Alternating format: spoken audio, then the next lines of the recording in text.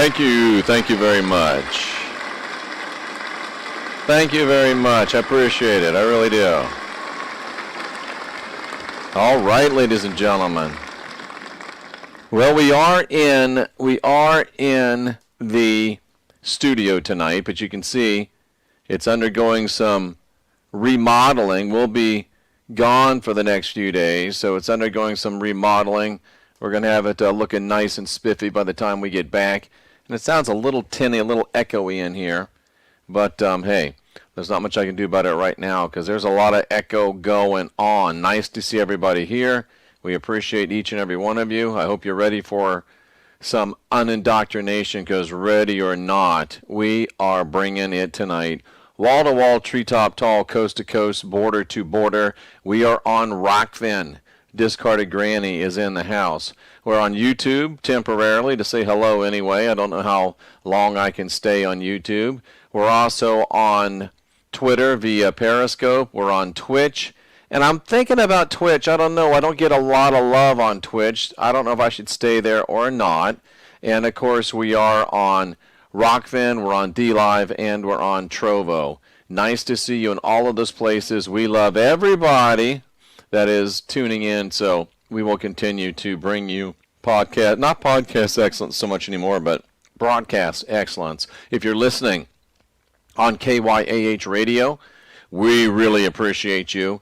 We're glad that you're with us. And we invite you to call in later when we open up the lines. I do want to remind you before we jump into our program tonight that this Friday, what's today, Tuesday? On Friday, we are hosting a meetup, a get-together down in Branson, Missouri. I'm testing out my field equipment. You can't see me if you're on the radio, but I've got my sportscaster type of headphone and microphones all in one. I kind of like it, the hands-free. Kind of like it, makes me feel free. And, ladies and gentlemen, we'll be there on Friday. We welcome you to show up from 2 p.m. on. We're going to have probably a little bit of food. We'll go out to a restaurant, have some fellowship together there. We'll eat together. We'll also have a live broadcast, at least one, probably more than one, we'll definitely have Late Night in the Heartland on Friday night. I know Brandon's coming. I know that Scott's coming.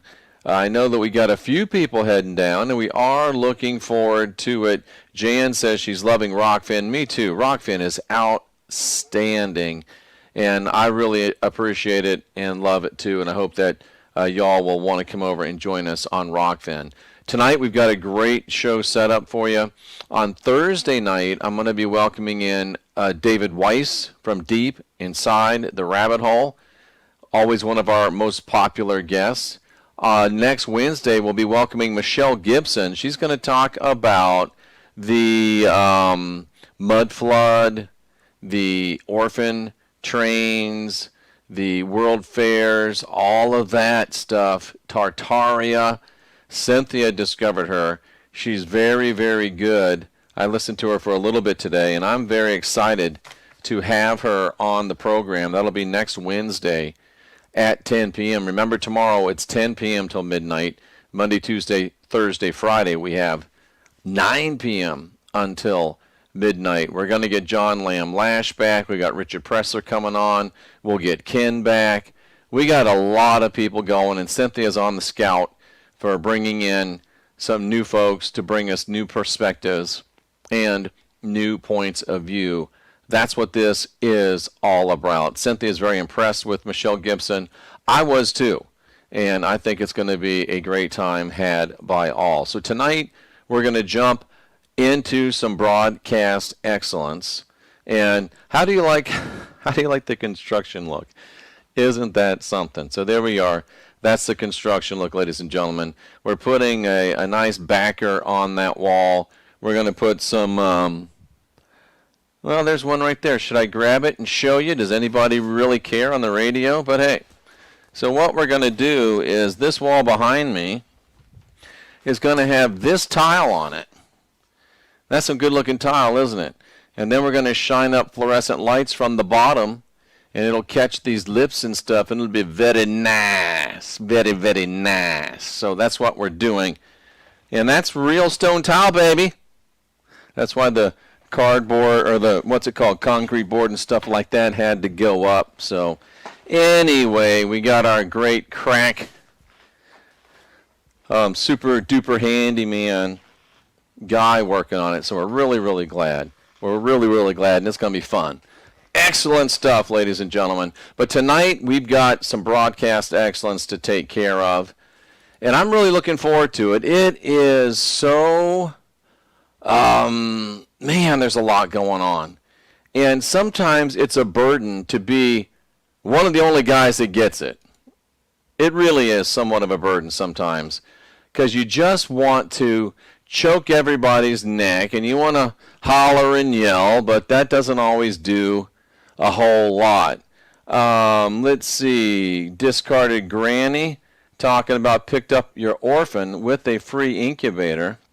I'm not sure what that means. Oh, she's talking about the show with Michelle Gibson. Ellen says she made it to Rockfin. Great place. So happy to be here with all the cousins. We're glad you're here. Super Galactic's here. TMP Wild's here. Jan Semps here. Artie's here. Bobby's here. It's a party, ladies and gentlemen. It is a party. We are so happy to see all of you. And let's jump into this. I want to talk tonight about the Trojan horse. The Trojan horse into the city of the Gentiles. This is Late Night in the Heartland. And this is based on an article written by Laurent Guinot. I think that's how you pronounce it. Who is a PhD. I'm not sure if she's a he or a she, but Laurent is a PhD in medieval studies. So this is a person that knows things. This is a person that has studied things. This is a person that gets it. And they have written a couple of books called From Yahweh to Zion, Jealous God, Chosen People, Promised Land, and Clash of Civilizations, written in 2018, and also JFK to 9/11, 50 years of deep state. So they sound like they really know what they're talking about, and I will be trying to get them on the show. But you never know what will happen. But tonight we're definitely going to take a look and break down this article that was written, because it is a powerful article. And you know, I identify a lot of problems, and it's good to identify problems, but we also have to bring solutions. And we have to understand what is happening in order for us to have these solutions present themselves. We've got to understand. And I agree with this person. They say that the most important revelation of modern biblical scholarship, and let me just say a word about revelation. The problem with those of you that are Christians, and I'm still on YouTube. Jeff, you're still on YouTube. Remember, you're still on YouTube. We're going to stay on YouTube as much as we can. We'll use YouTube for our religious content that doesn't get too controversial, because YouTube has decided to be the kiddie table, the G version of information. And we can live with that. We understand that. And we're going to leverage the platform to make a few shekels to use other places, and also to drive people to our deeper and our more important information, like on Rockfin. And folks, the fact of the matter is, you're not going to be able to get free information anymore that makes a difference. I've got my unindoctrinate glasses packed, so that's why I'm wearing the old ones again, Schwanwick, is that what they're called? Swanwick? Anyway, that's why we're wearing those tonight. We do have glasses available. I'll bring a couple of pairs with me to the event, but if you want glasses, just go on to jeffreydaugherty.com, come down underneath the videos, and you'll see where it says glasses. It says order now or buy now. It's right there, a PayPal button. Go ahead and click it. They're just $20. You get them sent right to you, postage paid, free of charge, and that's anywhere in the United States. You should be wearing the blue light glasses, and why not wear the ones that say unindoctrinate? They're really cool, and you do help us expand the Resistance Radio Network, and you help us also expand this message of unindoctrination. Okay, so the most important revelation of modern biblical scholarship, one that has the potential to free the Western world from a 2,000-year-old psychopathic bond. Do you understand, folks? Do you understand how good it makes me feel to see those words written by a hand other than my own? Do you know how good it makes me feel to realize that there are actually other people out there that are talking about this 2,000-year-old psychopathic bond that the fear and guilt, blood magic, trauma-based mind control matrix has over the world? It's so good to hear that there are other people, because sometimes I feel like I'm the only one. I know I'm not, but I'm one of, I can name on one hand all the people that are willing to go where we go. And there's not very many of them. I can name them all in one hand and still have fingers left over. And it's hard to find us because we've got kicked off of YouTube and we've had our stuff shut down. But we are still here. We're still pumping. We're still working. And we're still getting better than ever. And much love and thanks to the people that have signed up for Rockfin. We're really appreciative. Rockfin is about to catch our YouTube channel, which is good and bad. Now, we did have over 52,000 subscribers, and I hope that you'll come back. Just find me under Jeffery Daugherty Resistance Radio and make sure that you subscribe. So the most important revelation of modern biblical scholarship, one that has the potential to free the Western world from a 2,000-year-old psychopathic bond. And don't you know that's what I'm here for? That is why I get up in the morning. That is why I go to bed late at night. That is why I work. I've never worked so much in all my life. I really haven't.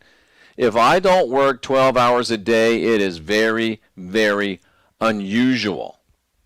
So here I am working very hard towards this exact end, freeing the Western world from a 2,000-year-old psychopathic bond. And there's so few of us that are trying to do it. And you can't throw a rock without hitting an idiot that is trying to strengthen the 2,000-year-old psychopathic bond. And most of them know exactly what they're doing. They're doing it because they're getting paid either by subscribers and by advertising or by donations, or they're getting paid because they are being paid to continue to strengthen this psychopathic bond that is over the Western world. What is the psychopathic bond? Thank you, Cynthia. The psychopathic bond is that the jealous Yahweh, the God of the Bible, I affectionately call him I don't know if I can say this I don't think I can say this on radio. I call him the rat B word that rhymes with dastard. But I don't want to say that on radio because we don't want to offend anyone. But this jealous God, little g God, I want to emphasize that. I know you think he's the God of the Bible, and I've proven to you that he's not, and I'll continue to prove to you that he's not. But he was originally just the national God of Israel. And Israel was just a little backwoods gang of shepherds that nobody thought twice about. So he was the unremarkable God of an unremarkable people. We'll call him the rat dastardly. There you go. Thank you, Brandon. I'm looking forward to seeing you and Scott on Friday. It'll be a heap good time. See, we work a little American Indian lingo in there just to show how diverse we really are. So, ladies and gentlemen, this unremarkable deity of a backwoods group of goat herders somehow got repackaged into the God of heaven and earth. And it happened during the period known as the Babylonian exile, as part of a public relations campaign aimed at the Persians, and then the public relations campaign was aimed at the Greeks, then the Romans, and eventually it got aimed at us, ladies and gentlemen, boys and girls, cousins of all ages. And the resulting biblical notion that the universal creator became Israel's national God at the time of Moses is thus exposed as a fictitious inversion of the historical process. In reality, it's the national God of Israel who, so to speak, impersonated the universal creator at the time of Ezra while remaining intensely ethnocentric. This is articles written at a very high level, very powerful writer, and we'll take the time to break it down and make sure that you understand exactly what is being discussed. But think about this. It was this little bitty backwoods God. And remember, I've said to you many times over the years, I like not having a microphone in front of me. I know this is a big old headset, and I need to get a pea popper for the microphone. Remind me of that tomorrow, Cynthia, if we stop anywhere.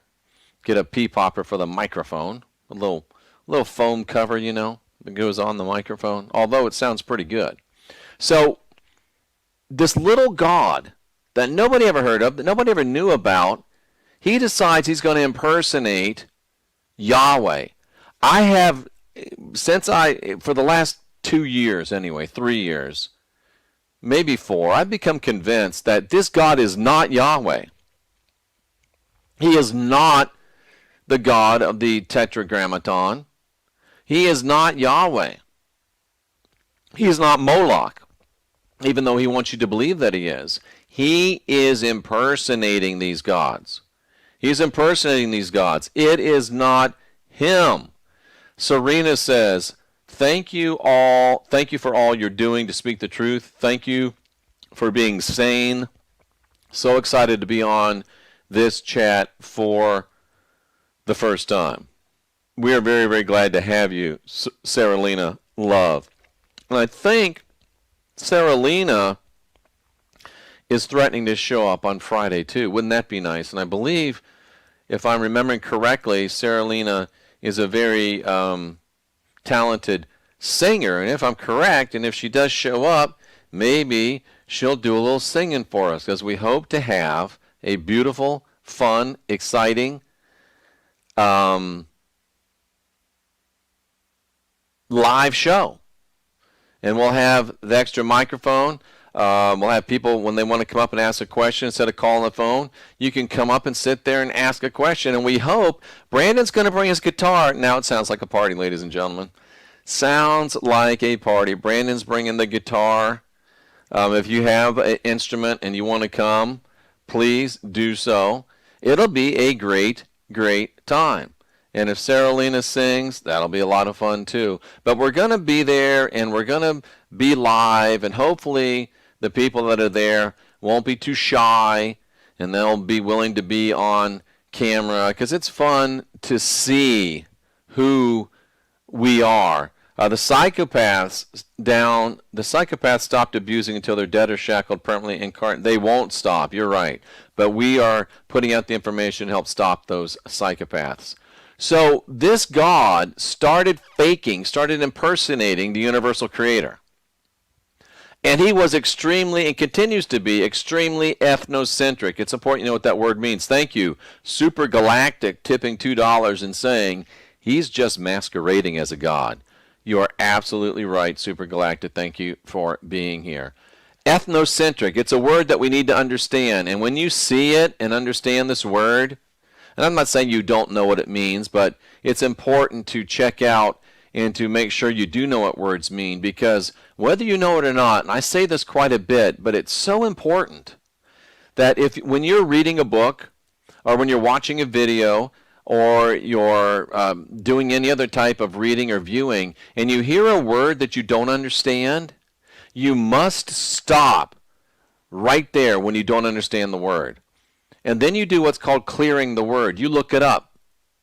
Because if you don't look it up and find out what it means, it will reduce your cognition and your understanding of every other thing you hear after that word by upwards of 60%. Dave, the nanosoma is shipping now in the United States. I'm down to my last bottle too. So we are jonesing for the nanosoma. You can go to jeffreydaugherty.com, come down under the videos and order more nanosoma. We'll talk about nanosoma in just a little bit. Well, I guess we might as well talk about it right now. Nanosoma, ladies and gentlemen, is a remarkable product. It doesn't heal anything in and of itself. It just doesn't. But when you put this nanosoma into your body, or you put this nanosoma onto your body, ooh, Saralina says she'd be delighted to sing. We got the guitar.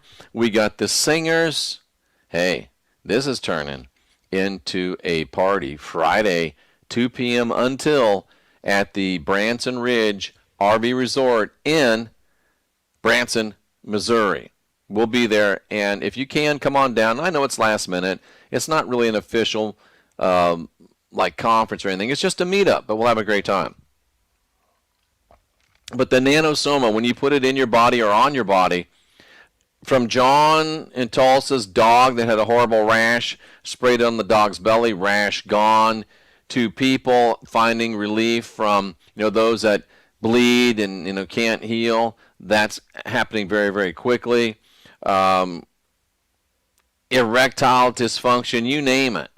Nanosoma has done a tremendous job on it, and because I'm still on YouTube, I want to be very, very clean, or very, very careful and clean.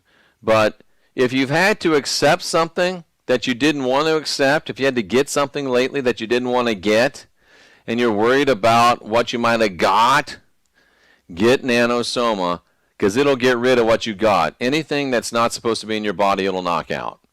And if you are worried about other people that might have got something and that you might get something from what they got, nanosoma will knock out of your body anything that's not supposed to be there. Nanosoma, JeffreyDaugherty.com, under the videos, hit nanosoma. It'll tell you all about it, and you can order there. It is shipping again as of the 18th in the United States of America. Soon in Europe, soon in Australia as well. So, ethnocentric. What does ethnocentric mean? Ethnocentric means to be characterized by or based on the attitude that one's group is superior. My group is the best. Your group is terrible. My dad can beat up your dad. Ethnocentrism is demonstrating a belief in the inherent superiority of one's own ethnic group or culture. Further, to be ethnocentric, the Greek word ethnos means a nation or a people. So ethnocentricity shows itself in a lack of respect for others' ways of life. And an ethnocentric person feels that his or her own nation or group is the cultural center of the world. It's kind of like if somebody said they were the chosen people. Wouldn't that be weird if they thought that of all the people on the earth, they were the chosen ones, the favorites of God? Wouldn't that be weird? Because the script says that God is not a respecter of any particular person. So wouldn't it be really weird if somebody thought they were the chosen people? That would be craziness, wouldn't it? And wouldn't it be really weird if there was one group, this one religion, that thought that their religion was the only real religion in the whole world? And that everybody else that didn't listen to their religion was not only going to get thrown into a lake of fire, but this lake of fire where you would never burn up, and you just burn and burn and burn and burn forever and ever and ever. And the God that does that to you is the God of love. Wouldn't that be crazy? Wouldn't that be nuts? Ethnocentric, that doesn't sound like Christians at all, does it? No. Why are Christians so mean? Why are they so nasty? Why are they so ethnocentric? Because their God is ethnocentric. Because their script is ethnocentric. Acts 4:20 proves a couple of things. Number one, it proves that I'm right, because Acts 4:20 says we cannot but speak the things we've seen and heard. They can't help acting like mean, lying, arrogant jerks, because their God's a mean, lying, arrogant jerk. And because it's Acts 4:20, it proves you got to be high to believe the Bible. But that's some quality comedy coming at you from the under construction studio here deep in the Heartland. That's right, it's late night in the Heartland. I'm Jeffery Daugherty, the Christian whistleblower. I am the mailman. I'm bringing you the mail. I am your spiritual drill sergeant. Don't care if you love me or hate me. I'm just trying to teach you to fight and win. And the most important thing for you to understand is that you do not have original sin. You were born with the spark of divinity within, and you don't have to go to anybody else's savior. Forget this ethnocentric nonsense. You don't have to go to anybody else's savior because you're divine, you're sovereign, and you're free. And saviors are an attempt to make you think you're not, but you are. Acts 4:20, you got to be high to believe the Bible. And we move along knowing now what ethnocentric means. And we're talking about this pipsqueak God pretending to be the God of the universe and somehow selling it. There's one thing you can't say about the God of the Bible. You can't say that he's not a good salesperson, because he has sold us on this ridiculous lie, and we've bought it for 2,000 years to the tune of 3 million people. Crazy.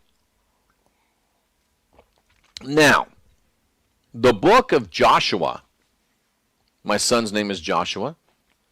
The book of Joshua is a good eye-opener to the biblical hoax. Do you know how good it makes me feel in my heart to read the words biblical hoax when they weren't written by me? Do you know how happy I am to know that there's somebody else that recognizes the biblical hoax? The Bible is a hoax. The Bible is a lie. The Bible is a script that is written to keep you trapped in the fear and guilt, blood magic, trauma-based, mind control matrix. It's a hoax. And its pre-exilic author, pre-exile means before they got kicked out, its pre-exilic author never refers to Yahweh as just God. Isn't that interesting? Joshua, whoever wrote the book, never called Yahweh just God, and never implied that Yahweh was anything other than the God of Israel. Over and over within the book of Joshua, who fought the battle of Jericho. Anyway, Joshua, who fought the battle of Jericho, talked about the God of Israel, talked about our God for the Israelites and your God for the enemies. And he did it not once, not twice, but 25 times. Do you understand that? 25 times the writer of the book of Joshua refers to Yahweh just as God, refers to Yahweh only as the God of Israel. So this is an old book, one of the OGs, saying that he's just a little g God. This is before they decided to have the God sale. This is before he decided to be the Wizard of Oz behind the curtain. So Yahweh showed no interest in trying to convert Canaanite peoples. He regarded them as worth less than their livestock, and he hasn't changed. He regards us as less than livestock. He doesn't instruct Joshua to even try to convert the Canaanites. And isn't it interesting that the chosen people don't really seek converts either? And if you want to convert, it's sometimes not really welcomed, and it's pretty difficult to do, unless you're Ivanka Trump. But he didn't instruct Joshua to try to convert the people. What did he do? He instructed them to exterminate the people, keeping in line with the war code that he gave Moses in Deuteronomy 20. And today, as we sit here and look around at our world, we have to ask, and I have to be very careful here with YouTube, we have to ask ourselves, is this system that way back in the days of the book of Joshua was just trying to exterminate people and take their stuff and take their land? You know, they say a leopard never changes its spots, and even the script says that God never changes. So if he never changes, then he's still the same God of the book of Joshua. Not really interested in converting people, but interested in exterminating them and taking their stuff. And I don't know about you today, but as a guy that's me, a guy that's of European descent, living in America, looking like I look, I feel like they're trying to exterminate me. I feel like I am public enemy number one. And I feel like they want to take my stuff, and I feel like they want to take me out. I feel like this whole system, I feel like a Canaanite in the book of Joshua. Maybe I'm right, maybe I'm wrong. But we do find in the book of Joshua one isolated statement by a Canaanite woman that Yahweh your God is both God in heaven above and on earth beneath. That is in Joshua 2:11. Now, Rahab is who it was, and Rahab was, according to the text, a prostitute living in Jericho, because remember, that's where Joshua fought the battle of. And she makes that statement to two Israeli spies. They're telling you all the way back in the book of Joshua about the proclivity of certain countries to employ spies. Very interesting. Very interesting. They spent the night with her. She hid them in exchange for being spared with her family. And when the Israelites take over the city and slaughter everyone, men and women, young and old, because that's what a loving God does, right? Slaughters everyone. Rahab's quote-unquote profession of faith is, according to most scholars, an insertion after the fact, because it doesn't fit well with her other claims that she's motivated by fear, not by faith. She did not put those guys up because she had an abiding faith in Yahweh, the goat herder's God. She didn't put them up because she loved the God and because she respected the God. She put them up for the same reason that almost everybody that's been converted to Christianity got converted to Christianity. Number one, because they were going to kill her if she didn't. Do you know that that's how Christianity spread? The great evangelistic spread of Christianity was accompanied by the Roman legions. It's you on your knees or blood on my sword, which one's it going to be? It's pretty easy to be an effective evangelist when the alternative is to be run through with the Roman short sword. So she also said that she was very afraid. We are afraid of you, she said in Joshua 2:9, which is 11, by the way. We are afraid of you, and everyone living in this country has been seized with terror at your approach.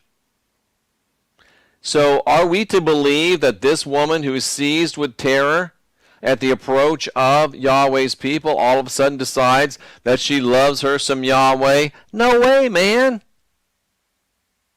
It's shoddy insertions after the fact into the text.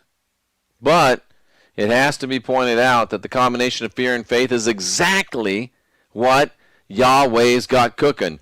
Can you smell what Yahweh's got cooking? Yeah, smells like fear, smells like guilt, smells like control, smells like it's blood-based, smells like it's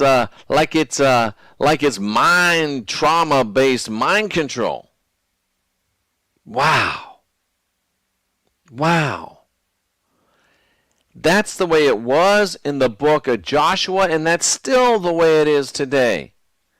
Now, a lot of you aren't Christians because you were going to get killed with a sword, but a lot of you are Christians because you don't want to go to that lake of fire. Listen, I preached that message for 25 years, 20 of it full time. I've probably led more people to Jesus, probably over at least 10,000. And about 9,000 of them weren't in love with Jesus. They just wanted some eternal fire insurance. You know it's true. I know it's true. Methinks thou doth protest too much. But the combination of fear, which breeds faith, and if it comes from fear, it's not really faith, That's what's consistent with the ways of the false, phony, and likely flatulent God, Yahweh. Fascinating quote from the French Catholic Bible de Jerusalem. It's a scholarly translation by the Dominicans of the École Biblique. I don't know how to speak French. It served as a guideline for the English Jerusalem Bible, and it adds a footnote to Rahab's profession of faith to the God of Israel, and saying that many scholars, because of her profession of faith, in the eyes of more than one church father — what is a church father anyway? In the eyes of more than one church father, Rahab is a figure or an example or a type of the Gentile church saved by faith. We know that's a lie, but at the same time, they're exactly right. Because what was the words that came out of Rahab's own mouth? We are afraid of you. And even in your script it says, the fear of the Lord is the beginning of wisdom. And don't you dare open your mouth to tell me it means reverence. Don't you dare open your mouth to tell me that it means respect. If that's what you're saying, you don't know what you're talking about. You don't know what you're talking about. You're wrong. You're a liar, or you're an idiot, one of the two. And you know what? Let's just take a moment. The fear of the Lord is the beginning of wisdom. Let's take a look at that, and let's show you that these people are either idiots or liars, shall we? I love to point out an idiot, and I love to point out a liar. I really do. I get a charge out of pointing out idiots. I get a charge out of pointing out liars, because they're trying to deceive people and take away their divinity, their sovereignty, and their freedom. So watch this. I'm going to show you this word, and I'm going to show you exactly what it means, you lying scumbags. That's right. I said lying scumbaggery. Reminds me of Vinny Eastwood. All right, we're in Proverbs chapter 9, verse number 10. What happened to my live chat over on Rockfin? It just disappeared. It just disappeared, ladies and gentlemen. There it is. It's coming back. It's coming back. So, the fear of the Lord. Do you see it? The fear of the Lord is the beginning of wisdom. Oh, Jeff, that just means reverence. Jeff, that just means respect. Really? Well, do you notice, Bible scholars, that this word is blue? And when you hover over it, it highlights. That means that it's a hyperlink. And watch this magic. When you press on it, when you click on it, it shows you what the word really means in the original language. Now, I'm going to assume that you can see. And if you're listening on the radio, I know you can't see, but it says definition, a fear. What it does not say, our listeners on KYAH radio, it doesn't say reverence. It doesn't say respect. It says a fear. The word is Yahweh. It means to fear and to be fearing. 35 times. 36 times. Now here's how dishonest these people are that believe the Bible and don't have the guts to ever call in and confront me. But Jeff, it says right there, reverence. Well, it does, dummy. And did you notice, you idiot, the 5 that's next to it? Did you notice the 1 next to fearing? Did you notice the 35 next to fear? Do you know what that number means? It means the number of times that it's used in the text with that particular meaning. Now, you know what the definition of the word is, fear. 35 times it's written as fear. 5 times. In the opinion of these quote-unquote scholars, it means reverence. 35 times it means fear. 700% more than it means reverence. But are you so dishonest? Are you such a poor scholar? Are you so Stockholm Syndrome? Are you so ignorant? Are you so ethnocentric that you believe that when you're in a minority of 700%, you're going to take 5 times a word meaning something versus 35 times it meaning something? If you are saying that, then you are not worthy of another second of my time, because you don't have any honesty about you. You don't have any integrity about you, and you have no desire to know truth. You have no desire to decipher truth. You have no desire to come to a true knowledge. All you want to do is prove that your dad can beat up my dad, that your God's better than my God. I have no more time for you. Please leave now. Please leave now. Because it's anybody that has any brains, and isn't that anybody that really wants to know the truth can read this. What does this mean? The definitions. Number 1, fear and terror. Great fear. A terror, an object of terror. Fear of God. And then it throws in the word revered as well. 5 times versus 35 times. Are you a scholar? Are you objective? Or are you an arrogant, Stockholm Syndrome controlled idiot? You choose. You choose. And I'll tell you what I'll do, because I'm a stand-up guy and you guys aren't. Not the people that, you know who I'm talking to. I've just opened up the phone lines. And if you have the guts, if you have the stones, and you think that I'm wrong, and you actually have an argument, a cogent argument, something that makes sense, something that's not, I said, my pastor said, and you can be polite, then you can call in and tell me why I'm wrong. You can call in and tell me why I'm wrong. But you won't, because you never do, because you know that you don't want any of this. You can't handle it, because you know we're laying it down true, and you are nothing but full of lies and error.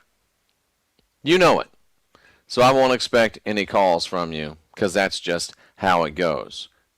Right now, let's just hold it right now for the next 15 minutes until the top of the hour for people that want to disagree. In other words, let's just have crickets for the next 15 minutes, okay? Let's do that.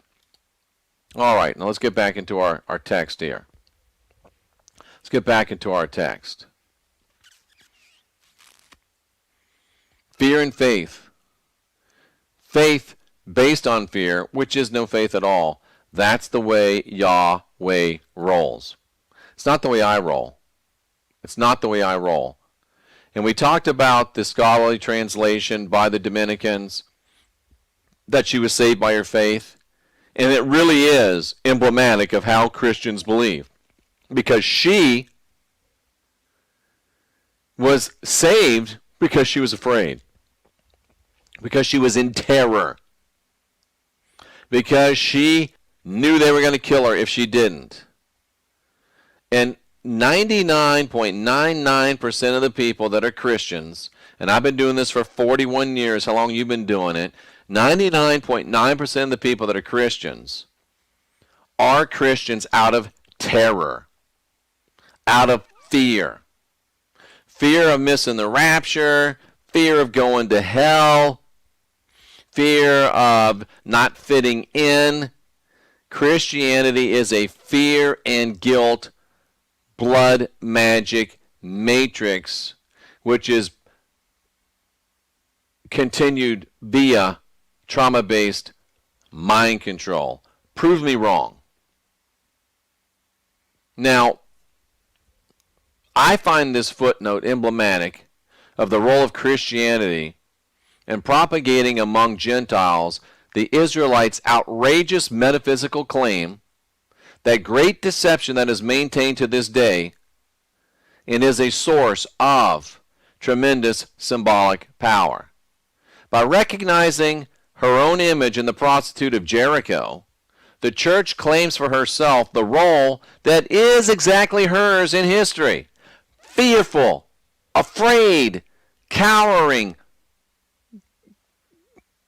groveling. Please don't kill me. Please just save me. Let me be a slave. Please just save me. And it radically misleads Christians about the historical significance of that role. It's the church who, having acknowledged the God of Israel as the universal God, that has introduced Zionism into the heart of the Gentile city, and over the centuries has allowed them to seize power over the nations that make up Christendom. I'm Jeffery Daugherty, the Christian whistleblower. This is Late Night in the Heartland. We are bringing you truth that you don't hear anywhere else, and we've come to that point, ladies and gentlemen, where we have to bid you adieu from YouTube, and we have to move into we have to leave you at the kiddie table. We've got to move into the adult portion of our program. We appreciate you being with us on YouTube. I hope that you'll subscribe to the channel, and we will continue. I mean, this has been 48 minutes of powerful broadcast excellence. It's been our privilege to bring it to you. And I'm so glad we had this time together. But we must leave you now and head on over into the adult portion of our program. If you want to hear the rest of this, come over to Rockfin. Just go to Rockfin, look for the Christian Whistleblower. You'll find us. You can also find us on Twitter, on Twitch, on DLive, and on Trovo. We'll see you there, and we'll see you again tomorrow night right here on YouTube at 10 p.m. because it's Wednesday, and Hal Turner has an extra hour. And welcome to the listeners of the Hal Turner program. And Hal, come on the show sometime. So, YouTube, we appreciate you, and we will see you another time. All right. Now we have closed up the kiddie table, and we're ready to talk adult talk to adult people. Are you happy? Are you happy? It's going to be a good time as we continue to roll along here. So, we're saying that we are investigating the Trojan horse. Do you guys even know what the Trojan horse is? Do you even remember what the Trojan horse is? Well, it's really the Trojan horse, but it's got changed by us English-speaking people, because Troy and Greece were at war with one another, okay? And I might get this wrong, but that's okay. But one of the sides, I believe it was the Greeks, who built this big, beautiful horse, and they gave it as a present to the Trojans. And the Trojans were so impressed by this horse because they had beautiful workmanship. It was very, very impressive. They brought it into their city. They thought that it was so great that their enemies were giving them a gift. They interpreted that to mean that they're about to win. So they danced around the horse, and they, do what people do when they're celebrating. They got a little drunk, got a little tipsy. They went off to bed to sleep it off. And when they were sleeping, the Greeks that were hiding inside the Trojan horse opened up a secret door, got out of the Trojan horse. They were already inside the city walls, and they swooped down and they killed the unsuspecting Trojans. That's what the Trojan horse is. And there is a Trojan horse in the city of the Gentiles. I'm talking about the city. I'm talking about us non-Yehudans, us non-Zionists all over the world. We are a city of people. We are a people.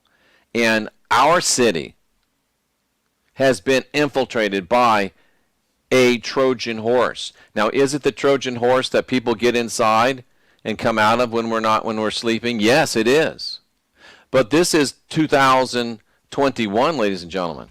And we have a different kind of Trojan horse now as well. We have a Trojan horse virus that can affect our internet, and it can also affect your mind. Not only do you have a Trojan horse that is in your body, literally, physically, you have a Trojan horse in your body. In fact, you have 2 Trojan horses in your body. And I'll talk about that later. That just came to me. You've got Trojan horses in your body. And you also have Trojan horse virus in your mind. And it's a blood-based, blood-borne virus. Ooh, this is good. I'm putting it together tonight. I hope you're picking up what I'm putting down, because I'm flat killing it up here right now. This is good stuff. You've got a blood-borne virus, a Trojan virus, and you have a Trojan horse in your city, in your body. And it's a long-term infection, ladies and gentlemen, this Trojan horse. With all its Judeo-phobic, meaning afraid of Jews. Today it's been renamed anti-Semitism. We'll talk about that. John Chrysostom's homilies are a testimony to the strong influence that the Yehudans, the usual suspects, the other white meat, he is strong testimony to what they have exerted on Gentile Christians in the early days of the triumphant empirical church. And not just Gentile Christians, Gentiles, period. Jeff is going full pilot mode this evening. I am. I like it. Well, hello, ladies and gentlemen. Greetings from the cockpit. I'm Captain Daugherty. We're going to be cruising along tonight, way above all the BS. We're looking forward to probably a smooth flight, but I want to prepare you. There's going to be some bumps. There's going to be some surprises. And there's going to be some times where you might feel like the top of your head's going to blow off, because we're bringing you wall-to-wall, treetop tall, coast-to-coast, border-to-border truth. Real, objective information. So I invite you to sit back and leave the driving to us. Enjoy your time. Take some notes, and be ready for some unindoctrination. No matter how much the church fathers have tried to protect their flock from the influence of the Yehudans, it's persisted as the church has expanded. And it can even be argued that the history of Christianity is the history of the Judaization of Christianity. The more Christianity goes on, the more it becomes Judaized. Now, Anna's splitting hairs with me. Anna, why you want to do me that way? Anna's splitting hairs with me. Anna's actually right, but she's splitting hairs with me. Because Anna says, now, Jeff, they did come out of the horse, but actually, see, that's what kind of ticks me off, is the actually. Because actually is like, you know what you're talking about. Actually, this is my show. And you know I'm joking a little bit, but she says, actually, they opened the gates for the rest of the soldiers because Troy was known as undefeated. Okay, great. You know what would be really cool? Anyway, thank you for that. I appreciate you expanding upon the information that I provided. Thank you, Anna.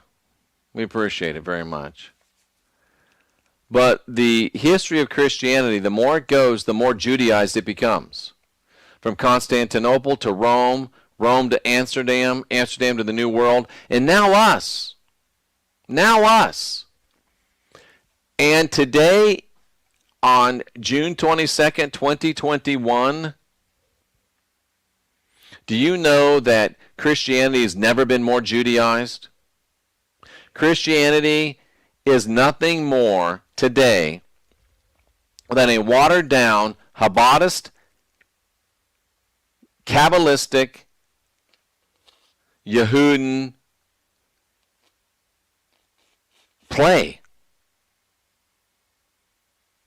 Sold to people that are too ignorant or lazy to really do any investigation. That's a good one, John, but I don't think I can read it on the air. I don't want to get kicked off. Very interesting. Very, very interesting. It's a long-term infection.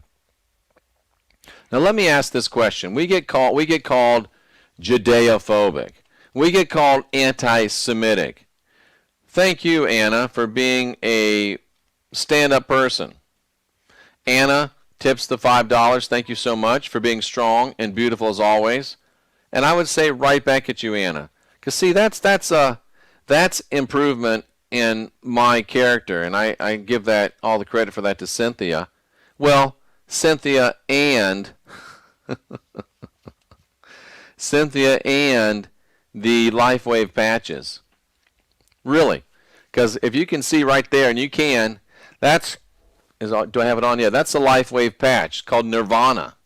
You put that right there on your body, and it helps you control your mood. It helps Nirvana you out, brah. Yeah, it's amazing stuff. The LifeWave patches, the flagship patch, which I have right on my back, just above my gluteus maximus. And baby, it is Maximus, let me promise you that. Not like Maximus big, but like Maximus good. Anyway, I'm sorry. But that one is the flagship product. It actually activates, elevates, stimulates, creates stem cells, your stem cells within your body. We all know about stem cell therapy. It's an amazing thing. But we also know that thank you, Cynthia. She says it is. Boom! I love it. Cynthia, you're all right. Where was I? I know I was talking about my butt, but after that. Oh, yeah, the LifeWave patches. You never know where your stem cells are coming from. I know they say, we promise, we swear they're coming from donated umbilical cords from babies that were just loved. There's no abortion thing going on. There's no abuse coming on. There's no baby mill. We promise. Really? Are you there when they get every one of those umbilical? That kind of freaks me out, creeps me out just a bit. I used to work with a stem cell company back in the day, and it just bothered me. And then they went crazy anyway. And we got fired. That's the word for it. We got fired. But when you activate your own stem cells, when you elevate your own stem cells, when you regenerate your own stem cells, that's a win-win-win-win-win situation. Go to lifewave.com/unindoctrinate or just go to jeffreydaugherty.com. Come down under the videos, which are free, and they're all there. Click on LifeWave. Cynthia says she likes the sleeping one. You put it right behind your ear, and I'm telling you, it's like being rocked to sleep by a beautiful Vestal Virgin every night. It's wonderful. It helps you sleep so well. But anyway, that's the LifeWave patches and a Vestal dude, whatever that would be if you're of the other persuasion. So, who is really Judeophobic? Who's really anti-Semitic? Judeophobic means afraid of Jews. I'm not afraid of Jews. I ain't afraid of no Jew. Afraid of no ghost. I'm not.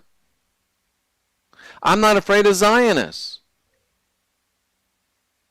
The ones that are truly afraid of the Zionists are the ones that dare not speak their name or call them on their evil actions. That's who's really afraid. We who do say the name, we who do call them out on their evil actions, we are the ones who are the opposite of afraid. We are the ones with the courage to sound the alarm. You are the Judeophobes. You are the Judeophobes. Because you march to their drum, according to their orders, you're getting paid by them to keep people locked within their fear and guilt, blood magic, trauma-based mind control matrix. And I told you we'd get crickets for 15 minutes, didn't I? We'll expand it now. If you're watching the show and you have a question or a comment that's pertinent to our discussion, or that's just interesting and polite, you can call in. And you can't see the number, can you? Because I don't have the green screen. We'll put the number along the bottom of the screen. It's 913-279-0831. 913-279-0831. I'm Jeffery Daugherty, the Christian whistleblower. So, anti-Zionist is not anti-Semite. Zionism is a communistic ideal of conquest. And to be against Zionism is not to be a hater. To be against Zionism is to be a true human patriot. Am I anti-Zionist? All day long. Because Zionism wants to take away freedom. Zionism wants to take away sovereignty. Zionism wants to destroy nations and people. So yes, I'm against it all day long. Like homophobic. I am not afraid of homos. I'm not homophobic, afraid of homos. I'm not afraid of homos. I'm really not. Who's afraid of homos? People that won't say anything about them. You know who's afraid of homosexuals? Cynthia, I blame you for this. Do you know who's afraid of homosexuals? The ones that won't say, look, we understand that you might think that you like derriere love. You might really like that stuff. And you know what? Even if you like that stuff and you want to do that stuff in your house among consenting adults, that's your business. That's not being afraid of homos.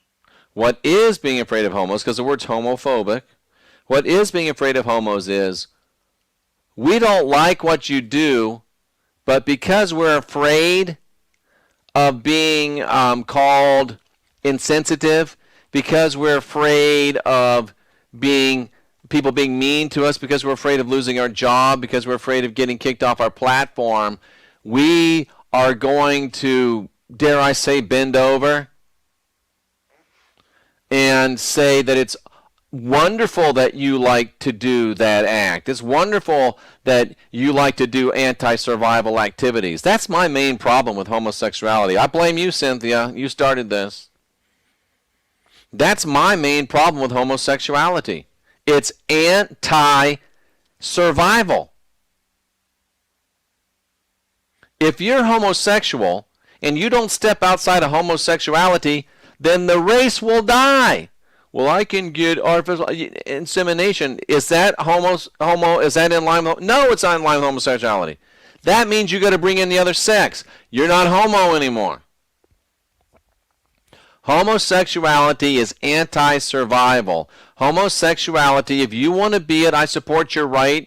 I won't want to take any rights away from you. I don't want to pass any laws against you, but I'm not going to be part of normalizing it because it's not normal.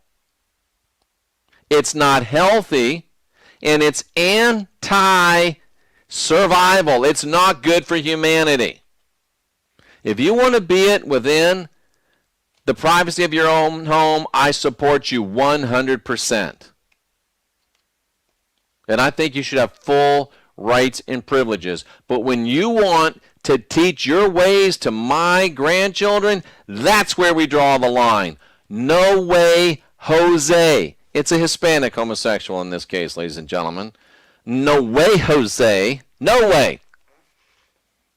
We're not going to do it. We're not going to allow it. Cynthia also said transphobia. I'm not afraid of transsexuals. I had a great conversation with a few of them in Tampa at a coffee house. No problem. If you want to be a transsexual, knock yourself out. Choke yourself out. Some of you are into that, I know, and it's not just transsexuals, but it came to me, so I thought it would be kind of funny to say it. Most people don't want to be homosexual. They have it pushed upon them by the Yehud. Now that's interesting, Liars Lose. I would not have said that, but it is true. It is pushed by that group. And I missed a tip from somebody. Thank you so much. There's a lot of abuse that goes into those.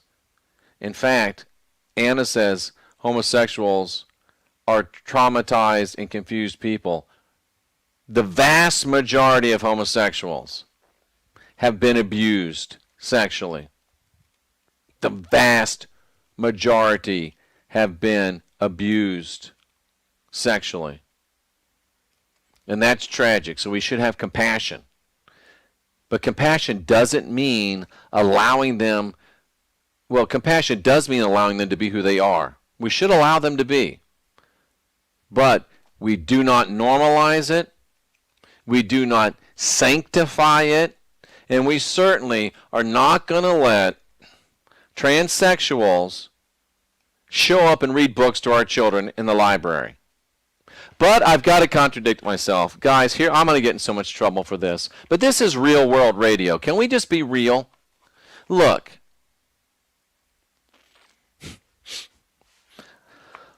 We watch the show Clarice. We don't have cable. We have a TV, and we have, the little stick you put in it, and we can watch some stuff. And I really like the Silence of the Lambs literature. I read all the books. So we watched this show Clarice, okay? It's about Clarice Starling.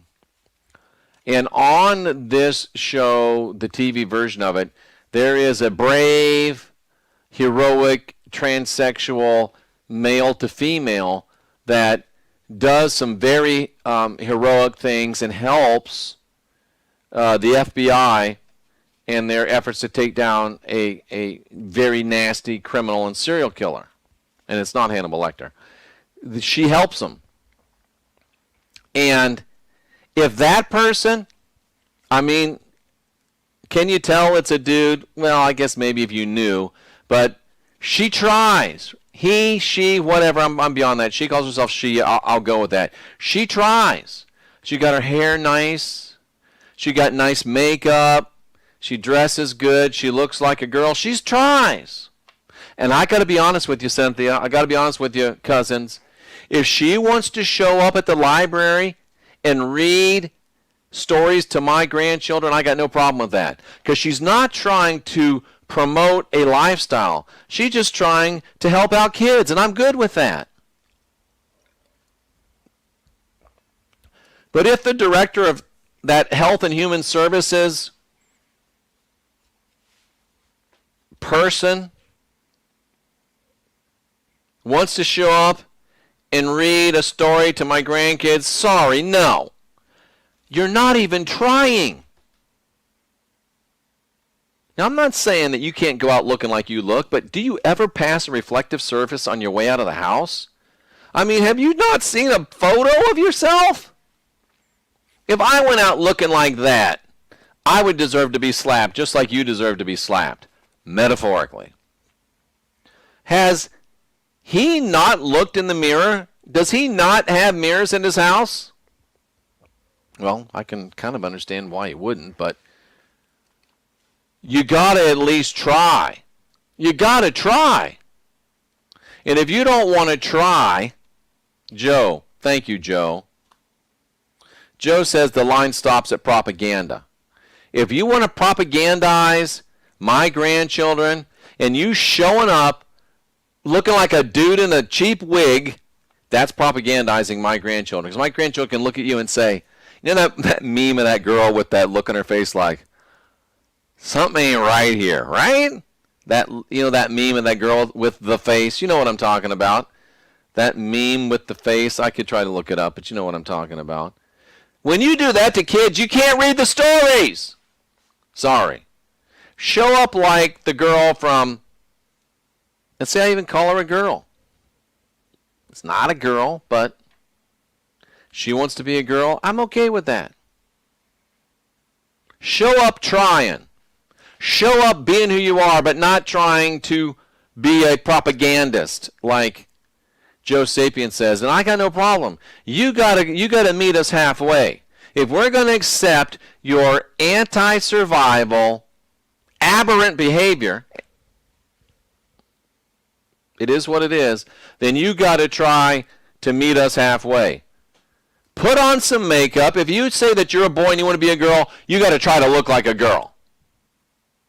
If you're a girl and you say you want to be a boy, you got to try to look like a boy. And you can't be recruiting. No recruiting allowed. No recruiting allowed. The library ones look like scary, ugly clowns. No wonder people are afraid of clowns. No wonder Sam was afraid of clowns. Just in the last 2 weeks, said Liars Lose, everyone is representing flamers when they've totally excluded white males. Not one white male in the commercial. I'm not sure what that means, but yeah. The last 2 weeks, a major change in the media, says Liars Lose. Commercials, etc. They have people of all races wearing extra flaming gay neon pink cowboy rhinestone tracksuits throughout the commercial. Is that wrong? Would you, Liars Lose, not like me to wear my gay neon pink cowboy rhinestone tracksuit? I don't have one. I get your point. They're representing flamers and have excluded white males. Not one white male in the commercial. Well, you know that it's Black Lives Matter, Antifa, deep state, Yehudin propaganda, trying to normalize the things that will destroy society. Because remember, they got less than 200 years to destroy this thing. It's called Tikkun Olam. My opinion, says Anna, is that all and every trauma comes from childhood. Yeah. Most, not all. Basically, they are showcasing your future folks. They're trying to. Cynthia's going to go to sleep now. Peace and courage to you. Thank you, Cynthia. A future of transsexual homos wearing neon pink clothing where white males don't exist, and decided to keep a few white males because they're pretty. That's tough, but it's true. It's true. That's what they want. They want a future not only of transsexual, but they want a future of, actually they want a future of androgynous, Liars Lose. Because the way this works, and we will get back to our main point here, but the way this works is that the attack is against beautiful women. Victoria's Secret is an example. Do you know now? Oh boy.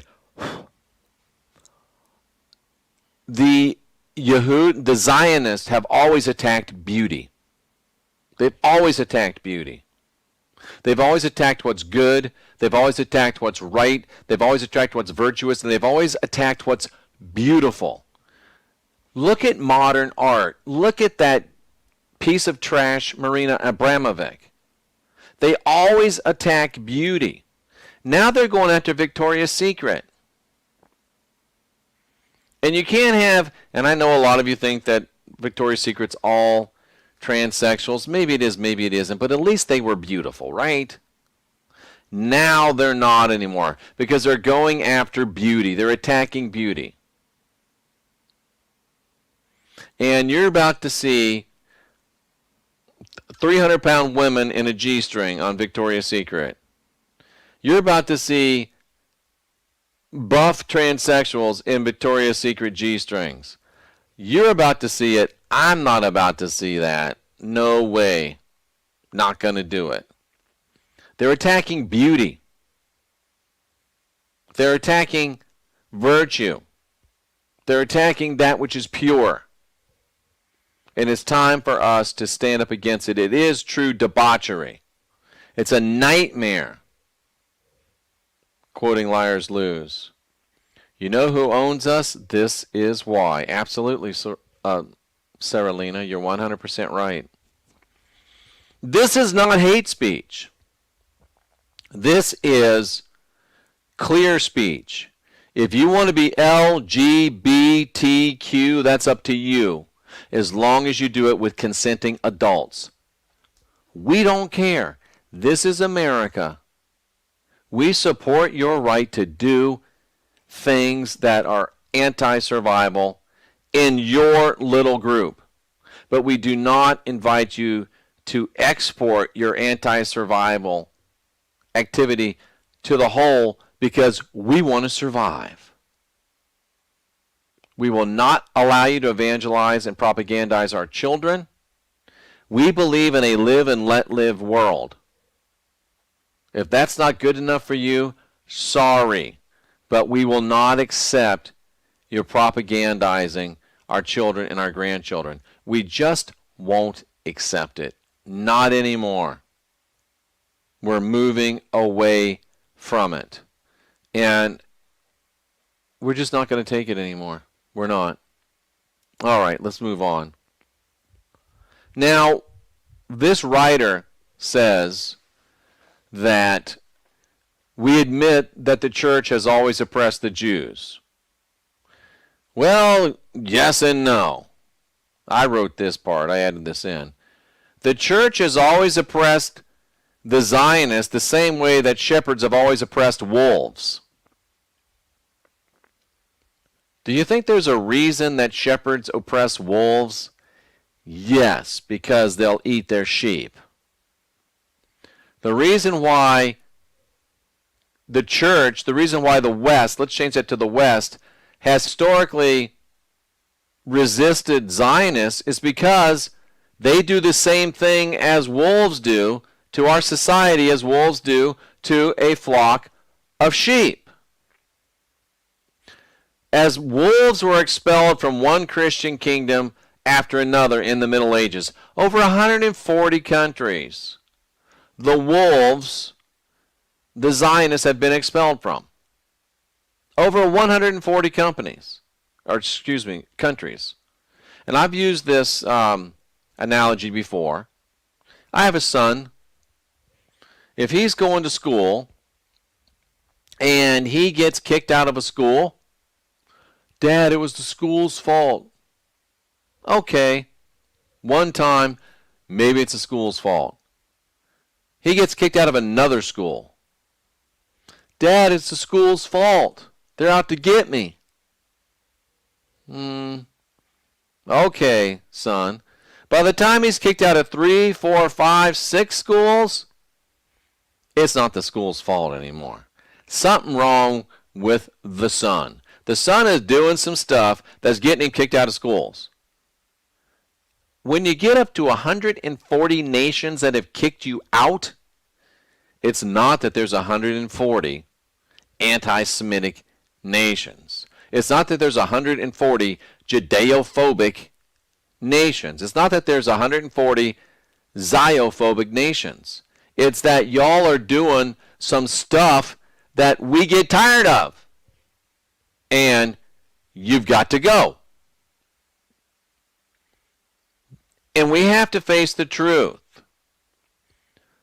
And we've got to distinguish between the real cause of Zionists being kicked out of 140 countries and counting. And can I be frank with you? It needs to be 141. And the fake news effect. The fake news effect, ladies and gentlemen. Each of these expulsions, each of the 140 expulsions of Zionists from nations, and 140, 140, 140, can you give me 141, 141, 141? Who can give me 141? Please, somebody raise a card. Give me 141. But anyway, each of these expulsions has been a reaction to a situation that was unknown before Christianity. Zionist communities gain inordinate economic power, usually under the protection of royal or political administrations. Zionists have always served as the king's tax collectors and money lenders. Do you know why? Because most Christians were, and most pagans, that in most decent people have laws against charging their own people exorbitant interest. But the Zionists have no problem charging non-Zionist exorbitant interest. So the king says, I can't collect taxes that are unfair, but if I hire you, the Zionists, you can collect the taxes that are unfair.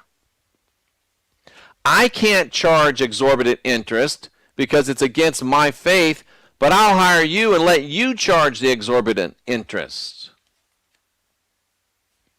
So the reason why Zionists got kicked out of 140 and counting countries is because they start collecting taxes that are exorbitant. They start collecting interest that's exorbitant.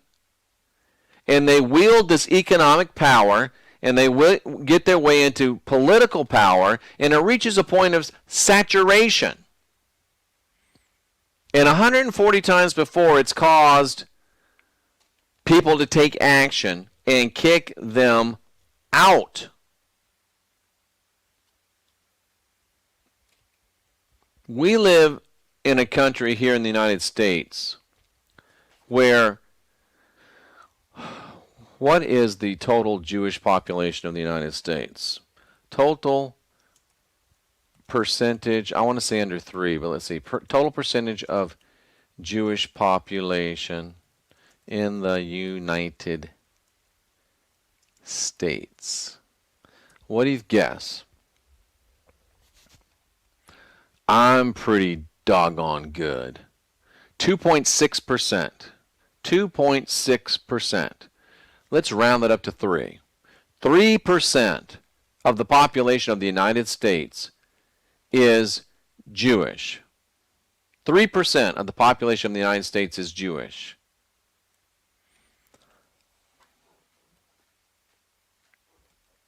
I'll be conservative, over 90% of the finances of the United States are controlled by this 3%.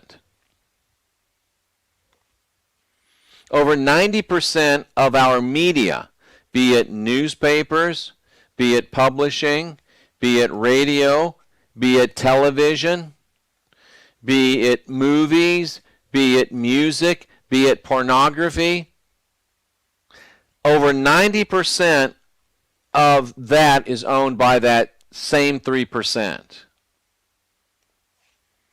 The legal profession, over 90% controlled by that same 3%. The Federal Reserve, being redundant, over 90% controlled by that 3%. Commodities, over 90% controlled by that 3%.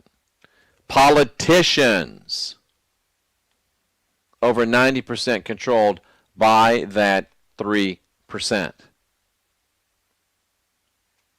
You don't have to be a mathematician to say, wait a second, that's wrong. Wait a second, that's not right. A people that's only 3% of a country should not be in charge of 93% of the stuff.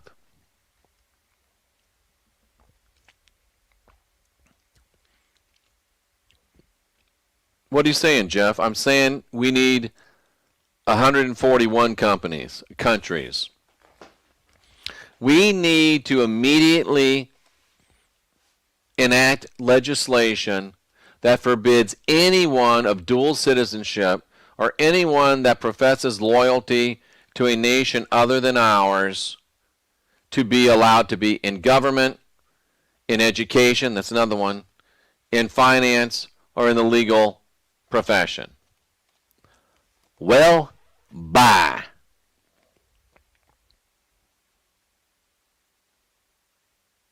We're well past that point. that those other 140 nations got to.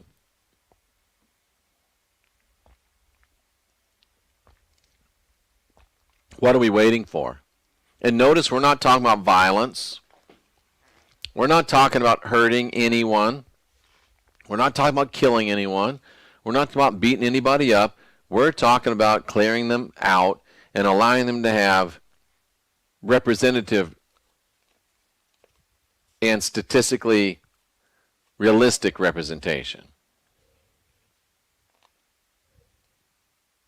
In pre-Christian times, pagan scholars showed little interest in the Hebrew Bible. We're getting to the Trojan horse now. In pre-Christian times, pagan scholars showed little interest in the Hebrew Bible. That's because pagans didn't care about the Hebrew Bible. And you have to understand what a pagan is. There's two basic definitions of a pagan. Because of where we've been raised and how we've been raised, we hear pagan, we think bad people, right? All pagan means is usually the first definition of it that you'll find in a dictionary is a country dweller. Redneck, country bumpkin. That's kind of antiquated if you ask me. But the main definition that now applies of what a pagan is a person that does not subscribe to the dominant religious paradigm of their geographical area. That's what a pagan is. A pagan is somebody that doesn't buy the Zionistic BS. That's Bible study. That's what a pagan is. And before Christianity was invented, pagans didn't care any more about the Hebrew Bible than they cared about that little pipsqueak Hebrew God. Didn't care about him. Didn't think about him. Didn't wonder about him. Could care less. Could not care less. Couldn't care less. Because it wasn't possible. They didn't care, so they couldn't care less. When you say I could care less, that means that you could care less, so you do care. So just be accurate with your language. Could not care less. That's how they felt about. That's how we felt about. That's how we Celtics in Ireland. That's how we Teutonics in Germany. That's my background, about 90% Irish, little less than that, German. We didn't care about their little pipsqueak God. Thank God I'm a country boy. I was just in Nashville, Joe, and I had the opportunity to meet and spend some good time with James Burton, the legendary guitar player who played many years with Elvis from 68 on through Elvis's death in 77. And then, after Elvis passed away, James Burton played guitar for John Denver for ever until John passed away. Long, long time. So, little John Denver reference things always come around. So, Aristobulus of Panaeus, Artapan of Alexandria, these are Jewish writers, they tried to bluff the Greeks on the antiquity of the Torah. They tried to say, oh, the Torah's ancient. And I've heard some of the people that you silly people listen to on YouTube saying, the Hebrew texts are the most ancient. They're the oldest, they're the most holy, they're the most ancient. And you are dumb if you believe that. Dumb. They've been trying to bluff the antiquity of the Torah, claiming that Homer and Hesiod and Pythagoras and Socrates and Plato had been inspired by Moses. Please. No one before the church fathers ever took any of that seriously. Scott Bonner, are you crazy? I like the kind of crazy you are, but you crazy. Scott Bonner, $100 tip. Scott Bonner, are you crazy, man? I appreciate the heck out of you. I really do. And he says, I challenge everyone else to combine their tips. Try to match this tip across all platforms tonight. What's been your largest tip to date? Scott, man, I can't wait to see you on Friday. You're a good guy. I really appreciate it. I really do appreciate it. It's nice to have somebody. Wow, how about that? How about that? So anyway, no one before the church fathers seems to have taken them seriously. Zionists even produced fake prophecies, fake Greek prophecies of their success under the Sibylline oracles. Lies. Written under a Greek pseudonym, a letter of Aristeia to Philocrates praising Judaism. It was a lie. It was a plagiarism. But after the triumph of Christianity, after the Trojan horse got into the city, and Anna, after they opened the gates and let all the people in to fight, then Gentile gullibility became pandemic. Christians are so gullible. So gullible. They don't even try. And then they get into that Stockholm syndrome, and then they won't even look. They won't even look. Sarah Lena says Hebrew is the eugenics of Greek, or the ebonics of Greek, maybe. Interesting. Interesting. Are we having fun yet? Ladies and gentlemen, I know sometimes you wonder, how does Jeff do it? Sometimes I wonder how I do it. But one of the ways I do it is because I exist in a focused life force energy environment. I really do. I'm kind of a big deal. I don't know if you noticed or not, but I'm kind of a big deal, like the anchor man. I'm sort of a big deal. And they have set me up here in this studio with a super duper mega fluffy, because I'm kind of a big deal. But all of you can get the high Hawkins environment consciousness sent to you. They'll send it to your cell phone, and it will permeate 60 feet around you. Think of that. If you get fluffy, if you want to help people, think about this. If you got focused life force energy on your phone, and when you're walking around with your phone, everybody within 60 feet of you is affected by the focused life force energy environment. Can I make a suggestion? If you're going on a first date and you're meeting somebody for the first time and you've got fluffy on your phone, don't take your phone. Turn it off. Because that person is going to act better than they really are, and they might cause you to make a bad decision. But think about the impact you could make on humanity if you carried your cell phone with focused life force energy on it. And they'll also send it to your home as well. Go to jeffreydaugherty.com. Again, you come down below the videos, which are all free. You just have to sign up. They're all free. And then you can click on Focus Life Force Energy and find out about it. And there's actually a 30-day free trial. 15 days on your phone, 15 days on your home. They're my longest running sponsor. I really appreciate them. And I'm going to write it down again. We got to get Jeff and Clayton back on the show because there's so much that's been happening, that's upgrades, and I just want to see how those guys are doing. Jeff and Clayton of Focus Life Force Energy, and you'll see them when we take our break. So, we got to stop being gullible. We've got to stop being gullible, and we've got to start holding people's feet to the fire and holding people accountable. But the Old Testament, this Zionistic Old Testament has served Christianity pretty well. They've grown. They now have almost half the people on the planet, half the people across this planet.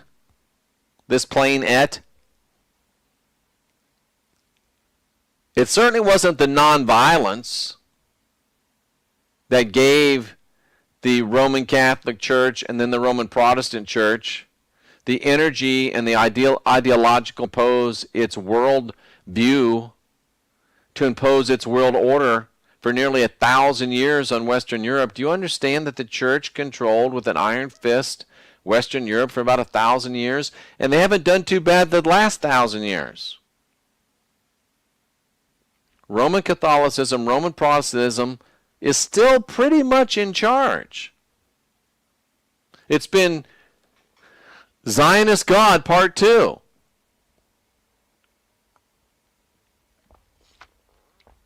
But the chickens are coming home to roost. It's time to pay the fiddler. And the debt has come due. And it's being called in right now. Christianity has sold its soul to the Zionist, and there's a bill coming due that's got to be paid. One way or the other. One way or another, they're going to get ya. Christianity sold its soul to the God of Israel to gain the whole world. They sold their own soul.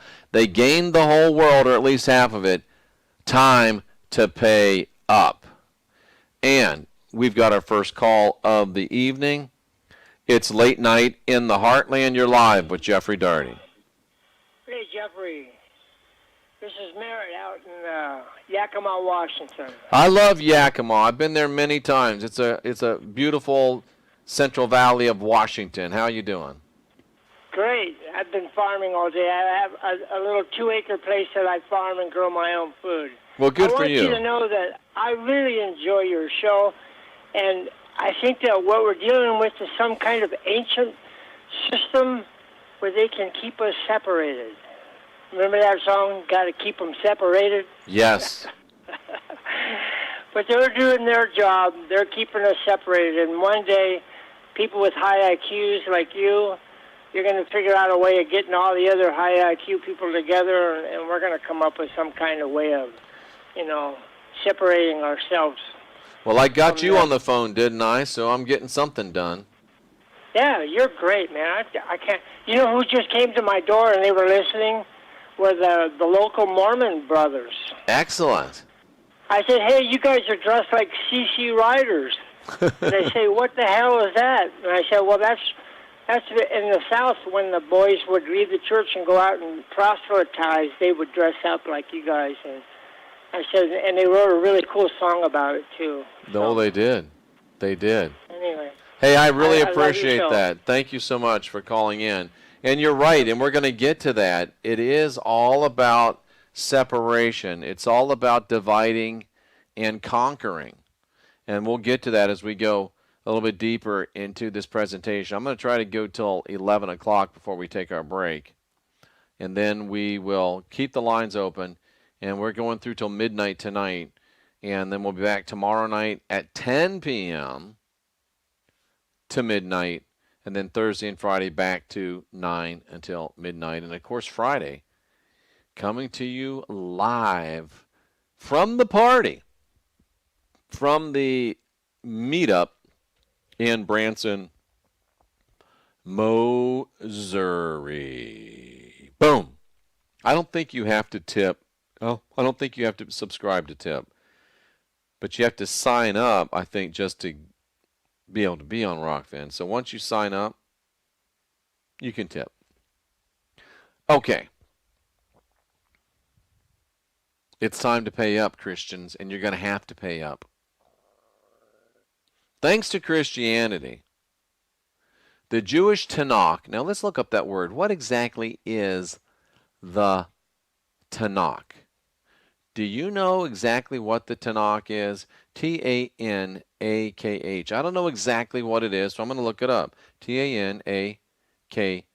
What is the Tanakh? The Tanakh is the Hebrew Bible. It is the collection of Hebrew scriptures, including the Torah. So we're talking about the Hebrew Bible. Now see, that's how we clear a word. Now we know, oh, it's the Hebrew Bible. Okay. Now we can retain all of our future knowledge. Brandon says we've got to come together. And you know what I say? Come together right now down in Branson. Anyway. Thanks to Christianity, the Jewish Bible was elevated to the status of authoritarian and authoritative history. Think of that. Insignificant, puny God, bunch of goat herders, and not even that big of a bunch. Nobody paid attention to them at all. In fact, Herodotus had crossed Syria and Palestine around 450 BC and didn't even hear about the Judeans or the Israelites. Didn't even hear about them. But thanks to Christianity, now 2,000 years later, the Jewish Bible has been elevated to the status of authoritative history. And Zionistic writers writing for pagans like Josephus and Philo have gained undeserved recognition and undeserved reputation. Christian academia has uncritically tuned to the rigged history of the Zionists. Again, Herodotus crossed Syria and Palestine around 450 BCE. That's before the Christian era. 450 years before, supposedly, plastic Jesus had his little sandal-clad plastic feet walking across Judea without even hearing about them.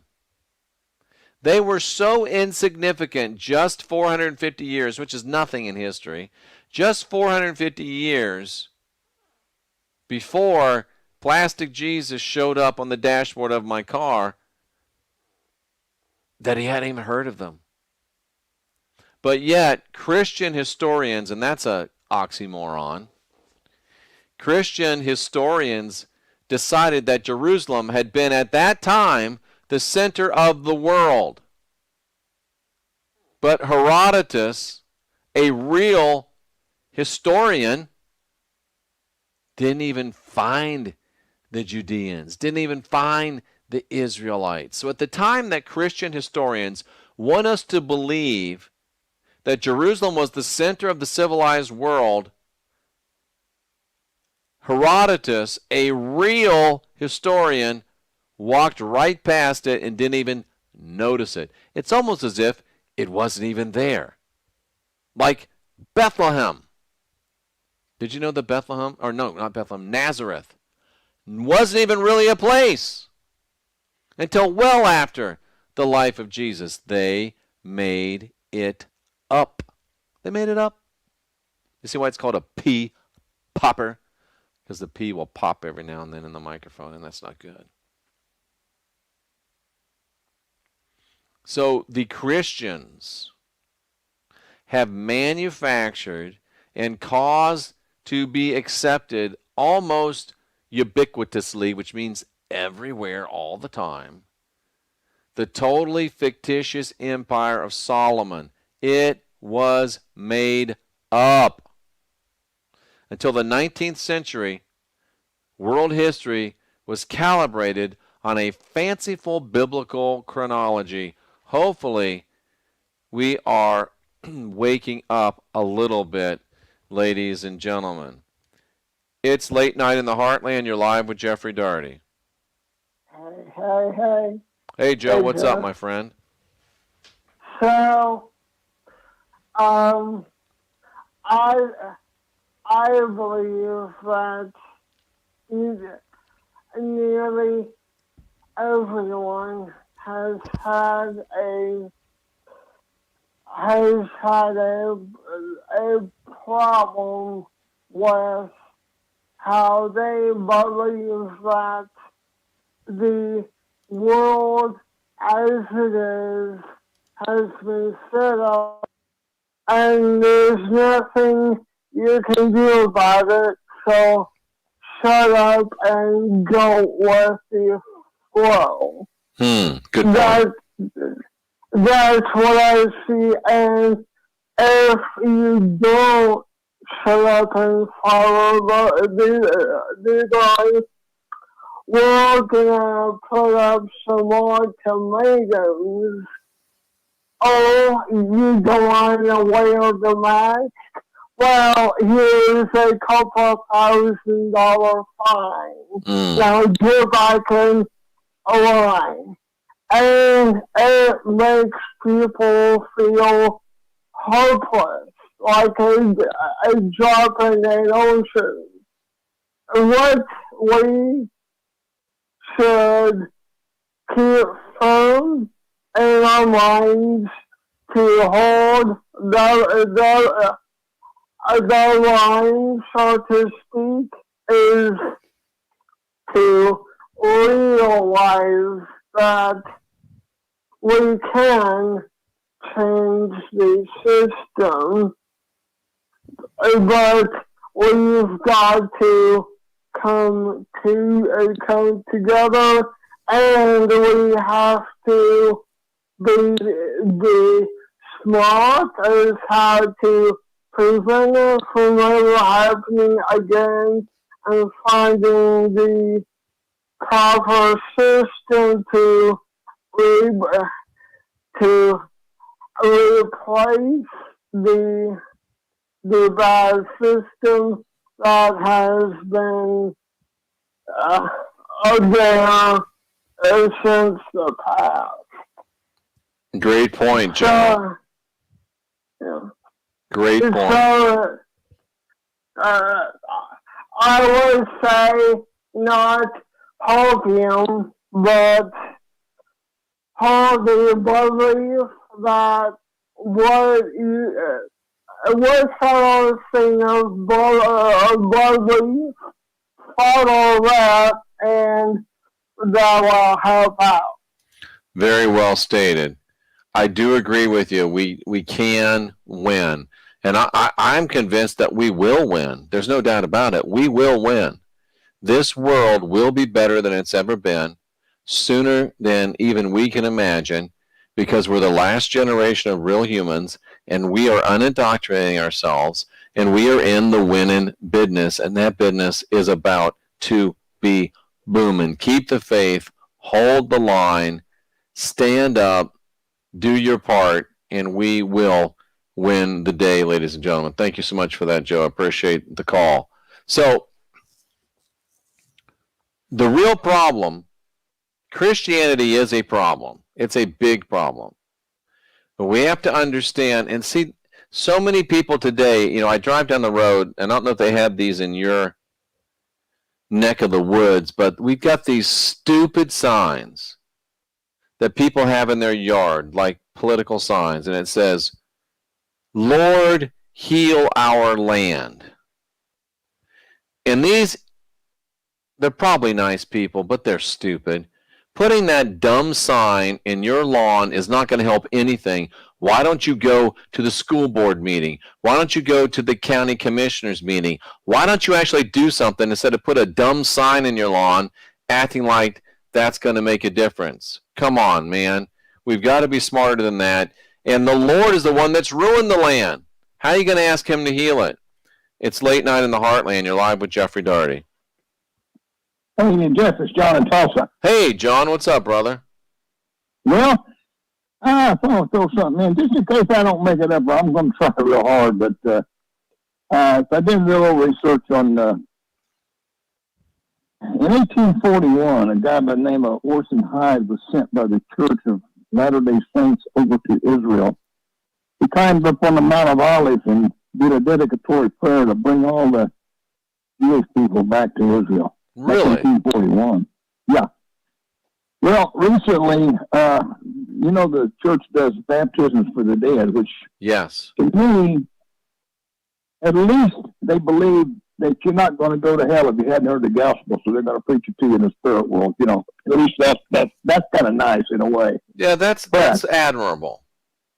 Yes, because they don't preach, at least they're saying you're going to be fair, you're going to get to hear the gospel. Okay. I like that. Now, they built a university over there on that mountain where they had the dedicatory prayer in Israel and Jerusalem. And because of the Holocaust and that they do these baptisms for the dead, Jewish people raised Cain about it because of and said they don't want nobody baptizing them into a Christian church. You see what I'm saying? These people are already dead, but they don't want them. So what happened is the church leaders, one of the apostles, Jeffery Daugherty, I think it was, went over there and stopped the college from doing any kind of proselyting with any of the Jewish people because of their sensitivity to the Holocaust. So, to make the long story short, they're bound down to the Jewish people because there's that much of Zionism in them because of their beliefs. There definitely is. Now, they just opened up a big temple in the city of Rome as well, right? Yes, down the road from the Vatican, not too far down the road, in fact. And that temple in there is one of the most beautiful, made out of the finest Italian marble and everything. They've got statues of the 12 apostles, and then they got the statue of the Christ statue. And so they're kind of like Catholics on statues, all that stuff. John, let me ask you a question. On those 12 apostles, is Paul one of them? You're talking about the original 12 apostles? I'm talking about those statues that they have in Rome. Is one of those a statue? No, I don't think they have Paul in there as one of those 12 apostles. Interesting. I'm not positive, but I don't think they do. Because they don't particularly like some of Paul's teaching. Oh, I didn't know that. Yeah, they're more on the law end of it. Okay? Gotcha. And so I've had discussions with missionaries about that. Interesting. But they did, however, which is really an amazing thing. Back a few years ago, there was one of the Latter-day Saint apostles, Bruce R. McConkie, wrote a book called Mormon Doctrine. And Mormon Doctrine was a gigantic book, and it was all about the Antichrist and the Church of Rome was the Antichrist and the Pope and all that stuff. And eventually, later on, they banned that book, and then another 12 apostles, put an end to it. But he was one of the top guys at that time. I remember his name. Yeah, here recently, I think it went over to Jerusalem. Just a minute about the 12 apostles. I lost my train of thought just for a minute. But anyway, the prophet of the church and two of counselors went over and visited with the Pope and got permission to build that temple in Rome. And when he came out of there, he said, they had him on video. You can look it up if there's a video on YouTube. And he said, "Oh, the Pope is the most wonderful person. He's the sweetest guy. The Catholics are so lucky to have him as their leader."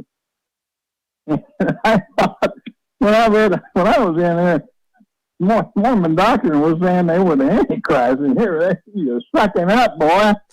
Something's afoot, John. It really is. I hope you can make it out to Branson. Yeah, we'll talk about some of this. We'll make it up there, but and listen, I still love the Mormon people. They're some of the nicest people you ever want to meet. I mean, they're just not one of these hellfire type deals, but they're really into the Judaism thing. Okay.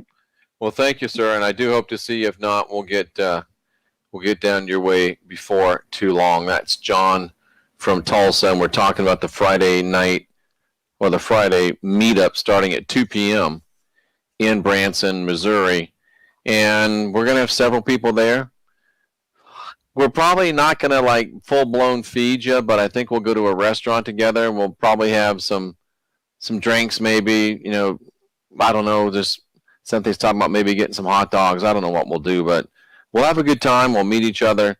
We'll talk. We'll have a live show, and I think it's going to be really a great time. That'll be this Friday at the Branson Ridge RV Resort in Branson, Missouri, directly opposite of Silver Dollar City. If you go to you can go to jeffreydaugherty.com and click on the Branson Meetup, or you can go to my YouTube channel, Resistance Radio, Jeffrey Daugherty Resistance Radio, and it's under the community section.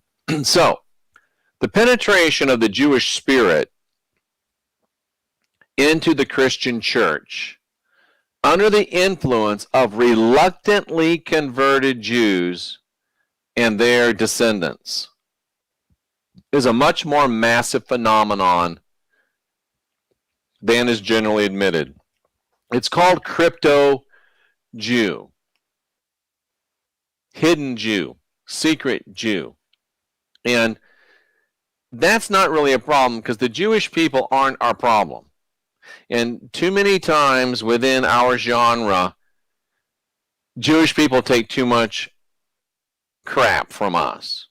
The Jewish people are not our problem. The vast majority of Jewish people just want to be left alone, and they just want to let us do what they do, and they do what they do. That's the vast majority of Jewish people. Kind people, nice people, they don't care. They don't want to stop us from doing what we do. They don't want us to stop them from doing what they do. But the Zionists are another story. The Zionists are the problem, not the Jews. You have to remember that. It's just like if you're going to talk about Islam. There's many, the vast majority of Muslims are nice people. The ones here are good Americans. But it's the jihadis that you have to worry about, right? The extremist Muslims. Well, the Zionists are a direct correlation to the jihadi Muslims. So our fight is not against Muslims, it's against jihadis. Our fight is not against Jews, it's against Zionists. It's important to keep that in mind. But what Zionists will typically do is when they come under persecution because of the acts they're doing to people. Remember, if my son's been kicked out of 140 schools, it's not 140 schools' fault anymore. It's my son's. He's doing stuff he shouldn't be doing. And the reason why the Zionists have been kicked out of 140 countries is because they've been doing stuff they shouldn't be doing. And when they're about to get kicked out, they have a technique that's called crypto-Judaism. They will feign conversion. Maybe many have done it to the Latter-day Saints. I don't know. They will feign conversion and pretend to be, you know what, Anna, Anna's right about this. And I have to be careful because we are on the under FCC rules. But when I went to the Vatican, I was so shocked by the same thing that Anna states here. Every apostle, the statues that are in the Vatican Plaza, they all have these massive erections. Yeah. Because that's what you want your apostle to have, a massive erection. You think about why and what they're doing with it, because they're supposed to be celibate, most of them, right? What you going to do with that? Anyway. Crypto-Zionists, crypto-Jews. One of the biggest cases of this, one of the most classic cases, and it's still true today. The Jesuit order might as well be called the Jesuit order. The Jesuit order is the largest crypto-Jew organization in the world outside of the Christian church, and we'll get to that. But the Jesuit order, whose foundation just happened to coincide with the peak of the Spanish repression against the Marranos, which is people that were supposedly not Jewish, but were pretending that they weren't Jewish when they were. And there was a 1547 purity of blood legislation issued by the Archbishop of Toledo and the Inquisitor General of Spain because the Zionists were doing what they do, and Spain was sick of it. So Spain was saying, if you got this blood, you've got to go. All of a sudden, they decide to start this Jesuit order. Of the 7 founding members, I say 5. This writer says 4, says at least 4. They were of Jewish ancestry, meaning their mothers were Jews. If your mother's Jewish, then by definition, you're a Jew. Loyola himself, I've done a lot of study. I'm convinced he himself was also Jewish. At the very least, he was known for strong Philo-Semitism, which means following Judaism through Philo, the writer Philo, the historian Philo that we just talked about. Robert Marx has demonstrated in a groundbreaking study how crypto-Zionists, by infiltrating key positions in the Jesuit order from its very beginning, and then resorting to nepotism in order to eventually establish a monopoly on top positions that extend all the way to the Vatican. King Philip II of Spain called the Jesuit order a synagogue of Hebrews. And did you know that the Catholic Church itself had an inquisition against the Jesuits? You think of the Inquisition where they were breaking kneecaps and stuff, getting Jewish people and pagans to convert to Christianity. Oh, they had another one because they knew that the Jesuit order was full of crypto-Jews, crypto-Zionists. So they did an inquisition into the Jesuit order itself. You hadn't heard that before, had you? We'll get used to hearing things on this channel that you haven't heard before. It's kind of what we do. Notice here, ladies and gentlemen, that the Jesuits are the Jesuits for all intents and purposes. And the Jesuits are expert at infiltrating Roman Protestant churches. So I'm going to make a statement.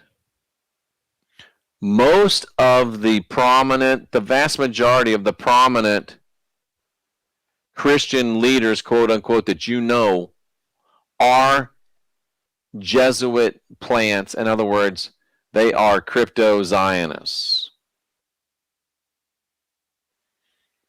Virtually every so-called Christian presenter you see on all of these different video platforms is a crypto-Jesuit, crypto-Zionist. Jeff, how can you say that? Well, here's my easiest proof. When you are watching a Christian, quote unquote, on YouTube, Twitter, Facebook, Twitch, Rockfin, don't know if there's any on Rockfin, probably, Trovo, DLive, when you're watching a quote unquote Christian on there, how often are they talking about prophecy?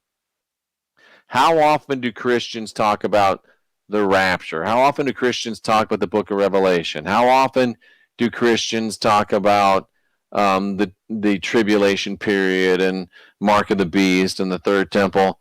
About as often as they breathe. Prophecy is the main lifeblood of Christianity. Like Pajama says, constantly they do. In fact, that's all they talk about. And that conclusively proves that they are crypto-Jesuits, crypto-Zionists. Because every single word of Bible prophecy that you know of as prophecy, the rapture, the tribulation, the two witnesses, the 1260 days, the tribulation period, the mark of the beast, the chopping off of heads, all of that, the third temple, the red heifer, every bit of that was invented 100% lock, stock, and barrel by Jesuits, specifically by the Jesuit priest Francisco Ribera. I've proven it to you over and over and over again.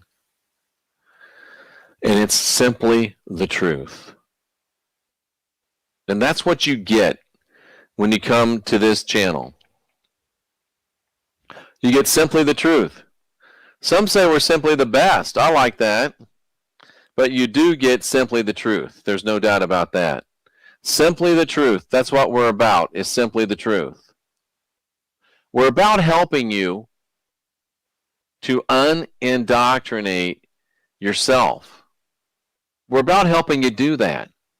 And it's very, very important to me that you unindoctrinate yourself. I'm not here to unindoctrinate you, but I am here to bring you to water in hopes that you will drink.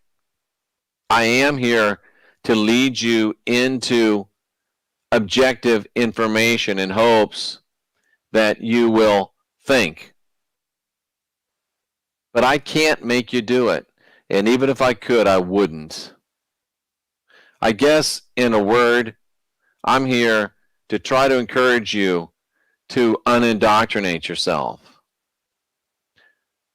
We're going to hear from one of our sponsors. We'll be right back. The phone lines are open, and we'll be rolling through the last 50 minutes. That's a 50 of our show. It's Late Night in the Heartland. I'm Jeffery Daugherty, helping you. I'm the Christian whistleblower. Unindoctrinate yourself. We'll be right back after this message. Focus Life Force Energy is a subscription service that activates a high consciousness field. Now, this high consciousness field supports our mission of the optimal conditions for human evolution. So FLFE, or Focus Life Force Energy, works much like prayer. So holding a person in mind, we believe, activates a field around that person. And then whatever you're feeling for that person, whether it's healing energy, love, is now by quantum association in that field. So FLFE works in much the same way, where we have an identifier for an location, whether it's a legal address, coordinates, or an object such as a cell phone. We activate a field, and then we're specifying the conditions within the field. So we use consciousness kinesiology to write the programs that we have in the high consciousness field. So these programs are positive declarative statements which enhance the field and provide you the opportunity to be your best self, as Jeff said. It supports the mission of us having the optimal conditions for the evolution of consciousness. We also have programs such as EMF mitigation. We also have a brain optimization program. That's brain optimization for the modern world, which assists us with managing the electromagnetic smog that we live in. Helps rebuild the brain during the evening and focus on enhancing our brain functions during the day. And there's many other programs that we won't mention at this time. They're on our website. We're constantly adding more value to the service by adding more programs and refining the ones that we have. That's Focused Life Force Energy. You know who they are. They're our longest running sponsor. And of course, you can find them by going to jeffreydaugherty.com and clicking on the Focused Life Force Energy logo. It's actually just writing now. It's not a logo anymore. And you can find out everything you want there and get your free trial should you choose to do so. So we appreciate Focus Life Force Energy, and of course, we appreciate you all for being here. It's Tuesday night. It's 11:10 p.m. We've got another 50 minutes worth of program and broadcast excellence for you. And let's go ahead and jump right back into it. We do have the phone lines open, so if you want to call, you can pick up the phone. If you can be polite, if you can be interesting, you can be with us here on the program. You can join us. And remember, Friday night, Friday at 2 p.m. actually, starting, we've got the meetup in Branson. Okay, folks. The Synagogue of Hebrews. That's really what Christianity has become. a synagogue of Hebrews.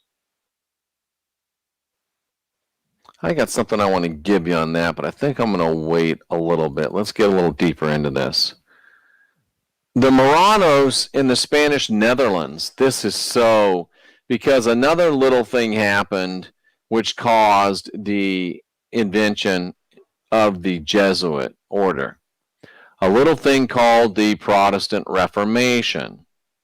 And the Protestant Reformation launched the Counter-Reformation, which was launched by the Jesuits. And the Marranos, or the crypto-Jews, the Jesuits, in the Spanish Netherlands, played an important role in the Calvinist movement.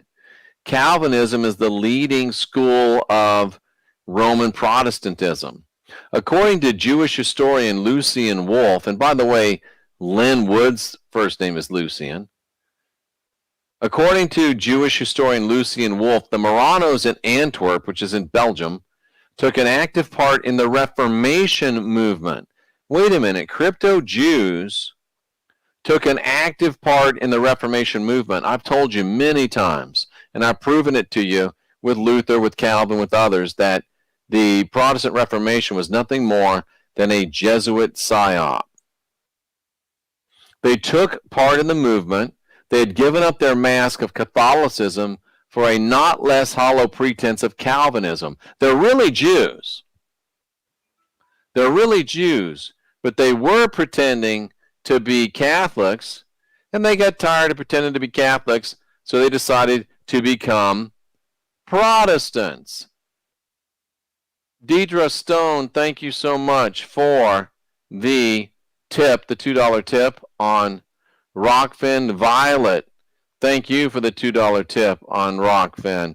Super Galactic, thank you for the $2 tip. And Anna Strand, $5 tip, thank you. Scott Bonner, again, a great $100 tip. We really appreciate it. Sarah Lena, $20. Thank you so much, Sarah Lena. I really appreciate it very, very much. And they started working the Roman Protestants. And the simulation of Calvinism brought them new friends who, like them, were enemies of Rome, Spain, and the Inquisitions. Moreover, it was a form of Christianity which came nearer to their own simple Judaism. And do you know that John Calvin's real name? Do you know John Calvin's real name? Johann Cohen. Do you know who the Cohenites are? That's the Levites, the Zionist priests. Thank you so much, Sarah Lena. I appreciate it. The Zionist priests, the Pharisees. Super Galactic, $5. Thank you, Jeffrey, for what you do. There really need to be more people like you. Thank you so much. I really appreciate that. The dude who started Calvinism was Jewish. My mother's side was a minister in the Calvinist tradition for 50 years. Came from Germany. They were very cruel and abusive to children. Very true, Sarah Lena. Calvin himself, Cohen, was a Zionist. Calvin himself learned Hebrew from rabbis. Folks, you don't learn Hebrew from rabbis unless you are Jewish. And you don't have Kabbalah teachers unless you are a crypto Jew. And I know I shouldn't say it, but I'm going to. Guess who admitted in a book that he wrote that he had a Kabbalah teacher? Donald Trump. Folks, the more I think about it, the more I look at it, the more I mince, the more I dice, the more I research. It looks for all the world like Donald Trump is a crypto Jew. He's a crypto Zionist. At least he has been since the time he took Pence as his vice president. So Calvin himself, Johann Cohen, a.k.a. John Calvin, heaps praise upon the Jewish people. He wrote in his commentary on Psalm 119, where did our Lord Jesus Christ and his apostles draw their doctrine if not from Moses?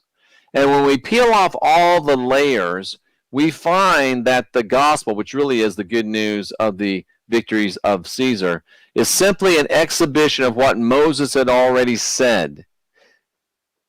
One of the leading Protestant minds of all time says that Protestantism is nothing more than what Moses said. The covenant of God with the Jewish people is irrevocable because no promise of God can be undone. That covenant, in its substance and truth, is so similar to ours that we can call them one. You can call them one. You can call a duck a chicken too, but it's still a duck. You don't have a covenant with the God of the Jews. You just think you do. And I'm going to prove that to you. Verna Johnson. Good grief, girl. Verna says, thank you for all you do. $100 tip. Wow. You guys are going to make me get emotional. I don't even know what to say. I don't know what to say. I mean, it's very, very hard to make me speechless, but you're doing it tonight. You are doing it tonight. Thank you so much. Scott Bonner, another $50. You guys, I don't even know what to say. I really don't. I really don't. But I will say this, when we do get these tips, when we do get donations, when we do get people to buy products, we don't buy beans, and we are. See, Scott is doing that. He's talking exactly what I'm about to say.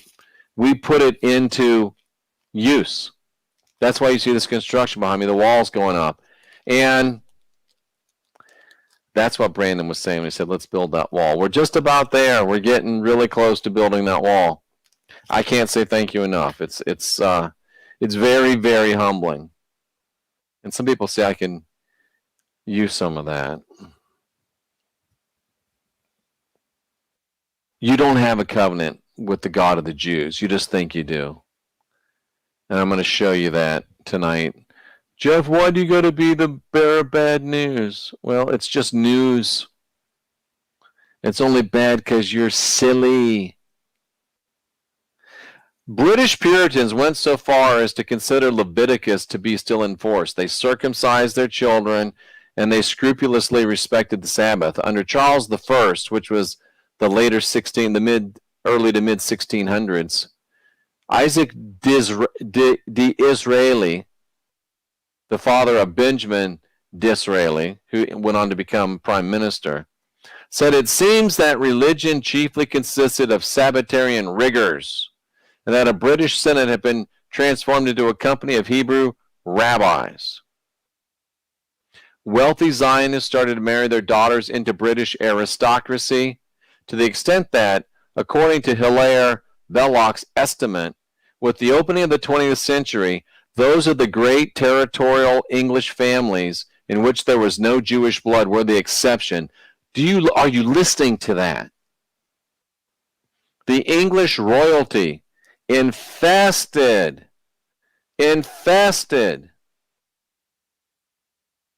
by Zionists. American Christianity infested by Zionists. The people you watch on YouTube, infested by Zionists and Jesuits. The Judaization, the Jesuitization, the Zionization of American Christianity has not been a spontaneous process from within, but rather one skillfully controlled by manipulations from the outside.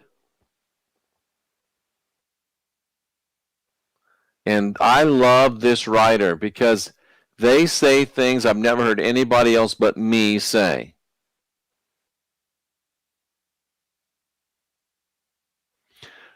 For the 19th century, a good example of Jesuit Zionist manipulation of Christianity is the Scofield Reference Bible. You've heard me talk about the Scofield Reference Bible before, haven't you? Let me tell you a little bit about the Scofield Reference Bible. And it was the de facto text of all of the early Roman Protestant, all of the early Pentecostal Bible colleges. That was the textbook. What are we talking about? I was reading the chat and lost the Scofield Reference Bible. All right. The Scofield Reference Bible was published in 1909 by the Oxford University Press, and it was paid for by Samuel Untermeyer. Samuel Untermeyer. Samuel Untermeyer was a Wall Street lawyer. Obviously, Samuel Untermeyer, Wall Street lawyer, was a devoted Zionist. He also was a co-founder of the Federal Reserve. This is why you listen to this channel. You don't listen because I'm so sexy. You don't listen because I'm so good looking. You don't listen because I got the greatest voice that's ever come across radio waves. No. You listen because you hear things here that you won't hear anywhere else, and you know that they're not coming from anywhere but true, objective, empirical, and scholarly data. You can't make this up. Truth really is stranger than fiction. The Scofield Reference Bible was sponsored by a Wall Street lawyer, Federal Reserve co-founder, and devoted Zionist. And this Mr. Untermeyer also led the fight to get the United States to enter into the war against Germany, when the vast majority of United States citizens wanted nothing to do with fighting Germany. A great amount of people in the United States are of German heritage. We were within one vote of speaking German, and we probably should have gone that way. It would have saved us from some things. Do you really think that the Zionists could have taken over this country if we were all sprechen Sie Deutsch? I don't think so. I don't think so. The Zionists that started World War II, as far as the United States is concerned, and make no doubt about it, the only reason that World War II was started was to stop the rise of a great Western nation and to enable the Zionists to steal Palestine from the Palestinians, and it's a price we're still paying today. Brandon says, Nein. No, that's not a number, that's no in German. The Scofield Reference Bible is loaded with highly tenditious footnotes. I need to look up tenditious. What does tenditious mean? See, we practice what we preach. We're going to look up tenditious. What does that mean? Tenditious. Tenditious. Tenditious means expressing or intending to promote a particular cause or point of view, especially a controversial one. So in other words, it was a propaganda piece. It was an ethnocentric piece. And Brandon correctly points out that Judea declared war on Germany in 1933, less than 3 months after Adolf Hitler assumed the chancellorship. He hadn't done anything to anybody, and they declared war on him. Maybe that explains a little bit about his actions. But anyway. What a great word that is. Now I know that word. Tenditious. For example, the footnote on Yahweh's promise to Abraham in Genesis 12, 1-3 gets a 2/3 of a page footnote. Well, that's not a footnote. This is a footnote. I can't do Australian accents very well. So he does a 2/3 of a page footnote. That's a big footnote. That's like a 2 footnote. That's a yard note. Anyway. explaining that God made an unconditional promise of blessings through Abram's seed to the nation of Israel to inherit a specific territory forever. Cool story. Even though Jacob, who first received the name Israel, wasn't even born yet. The same note explains that both the Old Testament and the New Testament are full of post-Sinaitic, that means after the law was given on Mount Sinai, promises concerning Israel and the land which is to be Israel's everlasting possession. Plus, Schofield gave a curse upon those who would persecute the Jews or commit the sin of anti-Semitism. Wow, that's creative. That's creative.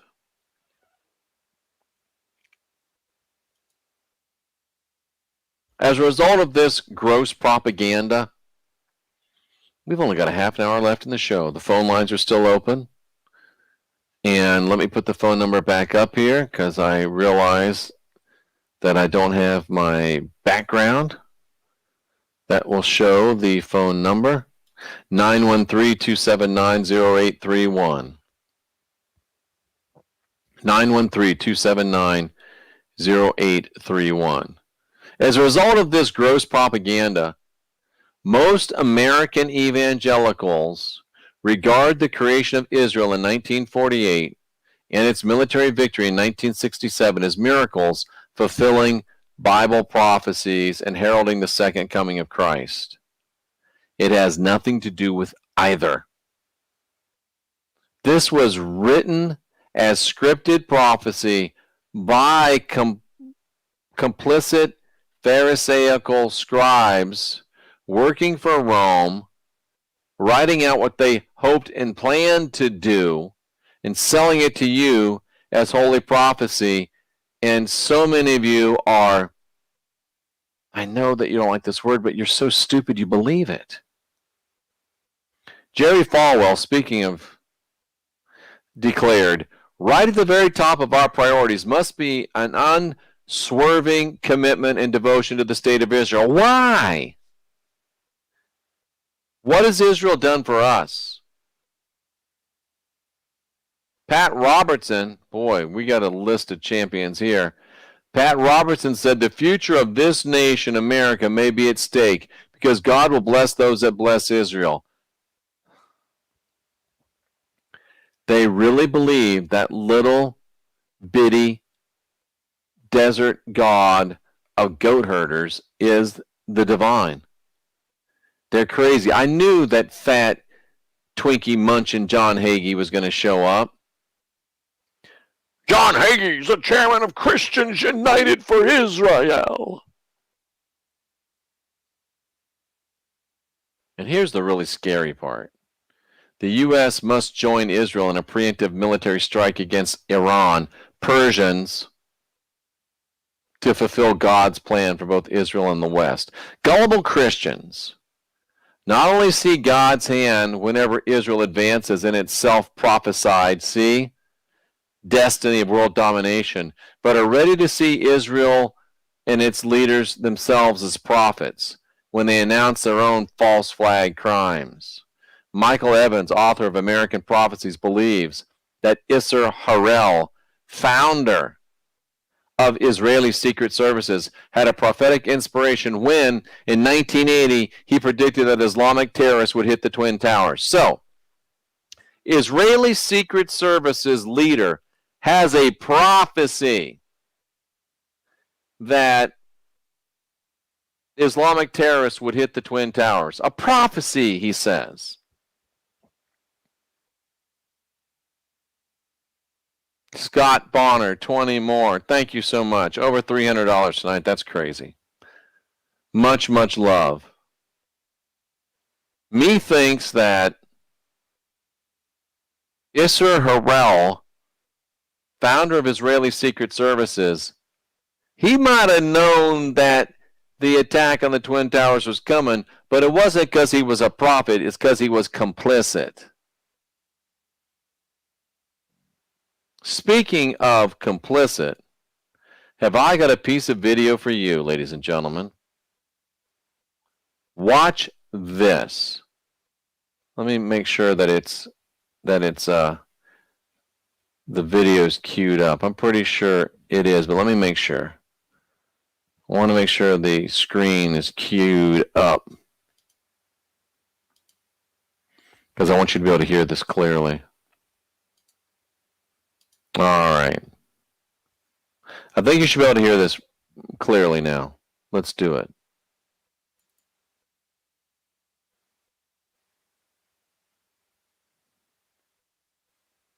Oh, come on, man. Really? An error occurred. Imagine that. An error occurred. Imagine that. An error occurred. Let's see if an error occurs again.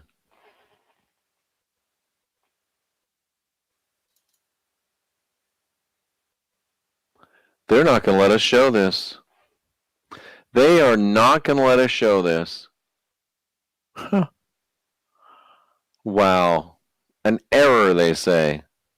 Well, that video shows Bibi Netanyahu, the Israeli president, in 1995. Should we try it one more time? They're blocking it, folks. They're blocking it. This is what it looks like when you're being blocked. They're blocking it.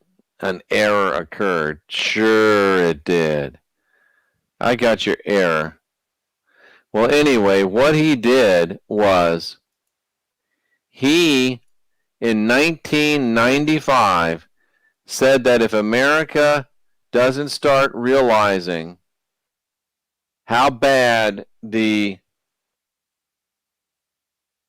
Islamic people are, that they're going to bring down the Twin Towers, the World Trade Center, he said. So you're telling me it's just a coincidence that in 1980, the founder of Israeli Secret Services says that the Islamic terrorists are going to hit the Twin Towers, and in 1995, Bibi Netanyahu, who slept over at Jared Kushner's house many times, slept in Jared's bed. Jared was in the basement, but you're trying to tell me that they are both prophets? No, they're both complicit. They are both complicit. By the way, says Anna, Yiddish sounds like German.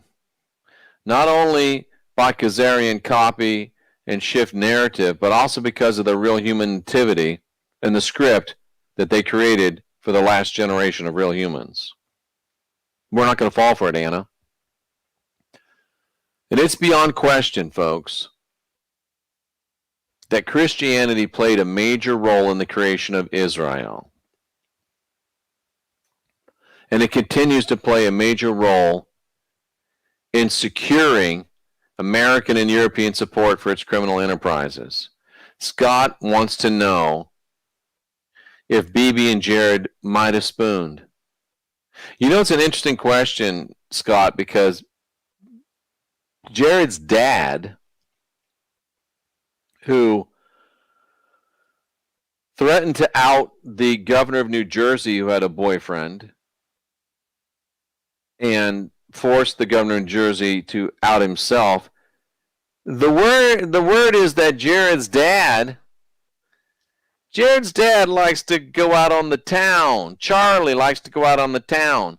And Charlie likes to use a false alias. And guess what?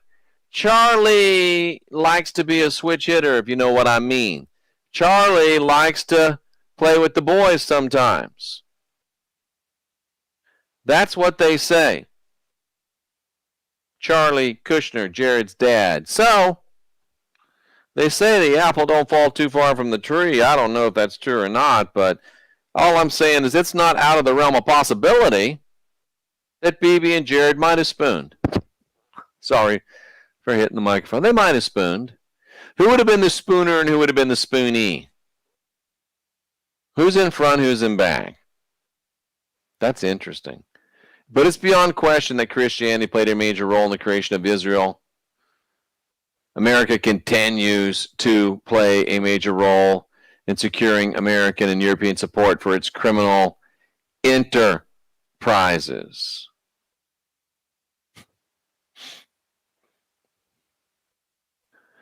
It has nothing to do with Jesus, mainly and mostly because Jesus isn't real.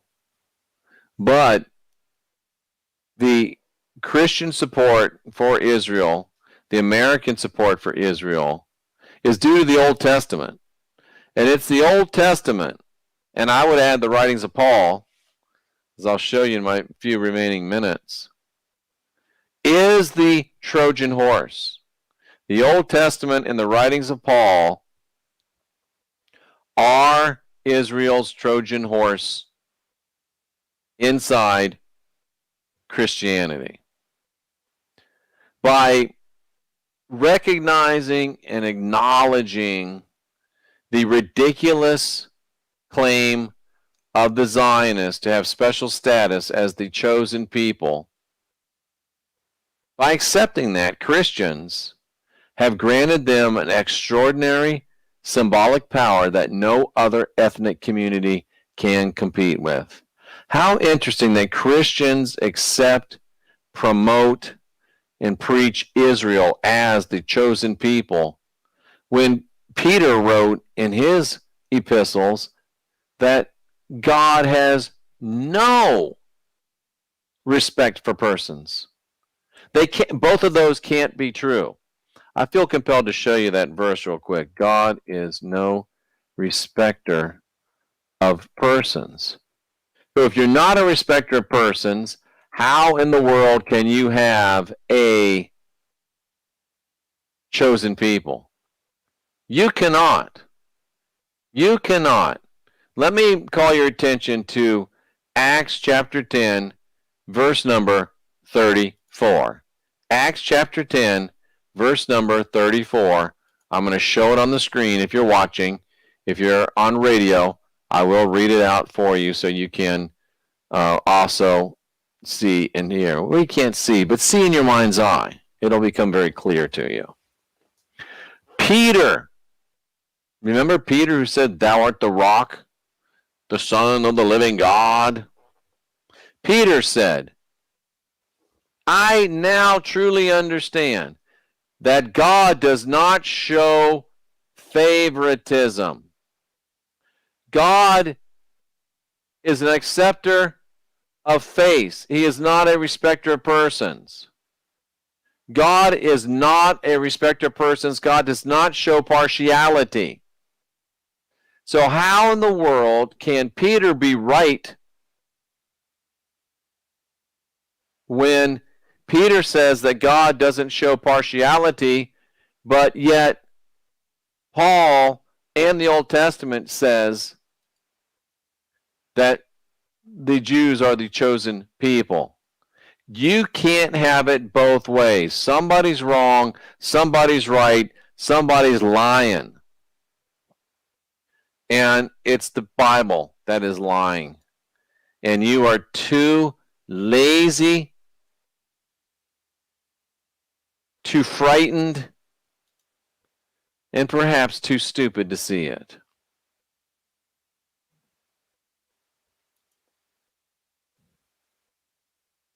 For over 2,000 years, Christianity has taught consent to the delusional claim of the Jews to have divine election.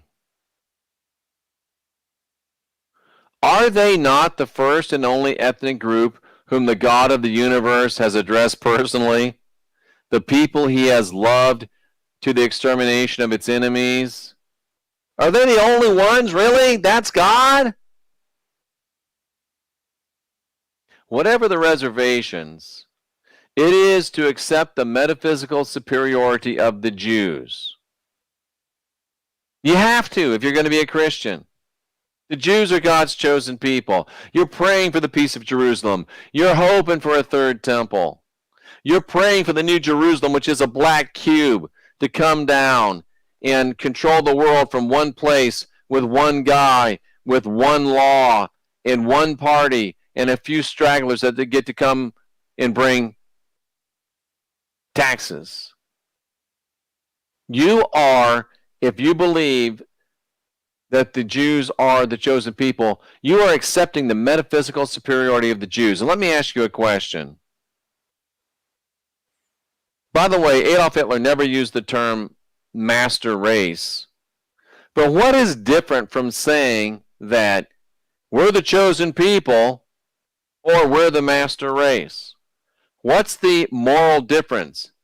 There isn't one, except they do say they're the chosen people, and Hitler never made the claim of a master race. I just thought I'd throw that in there for your consideration. That's free.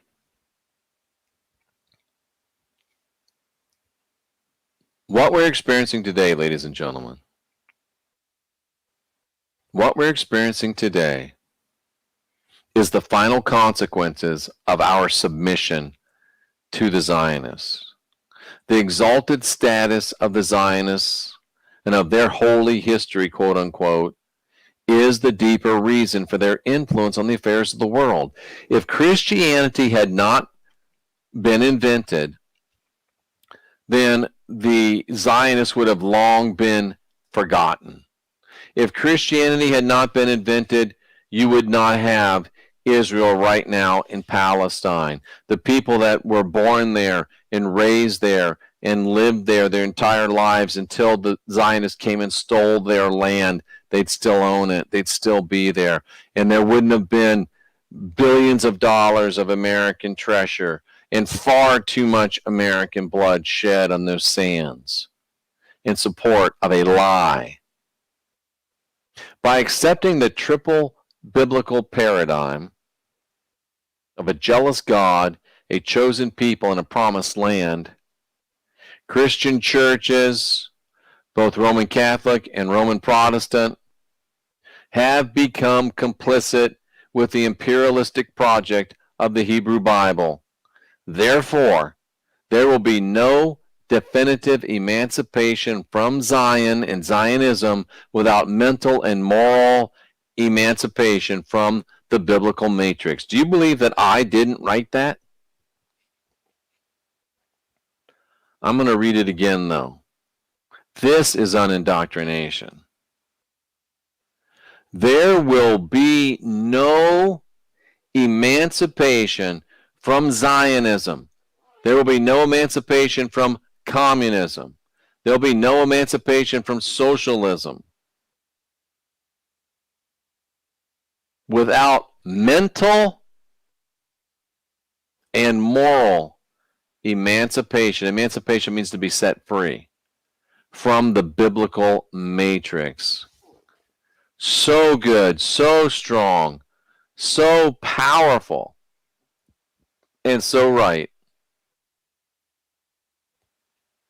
Consider this as we get ready to close. When you read the book of Joshua, you're supposed to approve, as a matter of principle, the extermination of the inhabitants of the cities of Canaan and the stealing of their land, since it was ordained by God. What if God decides that the Marxist Zionist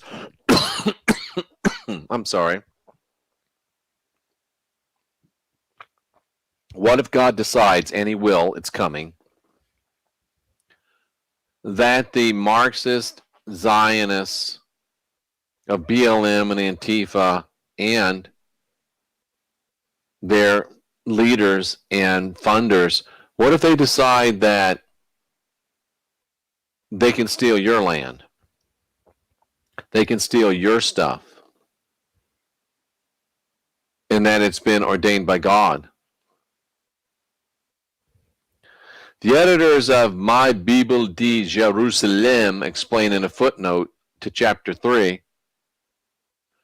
Joshua was considered by the church fathers as a figure of his namesake Jesus.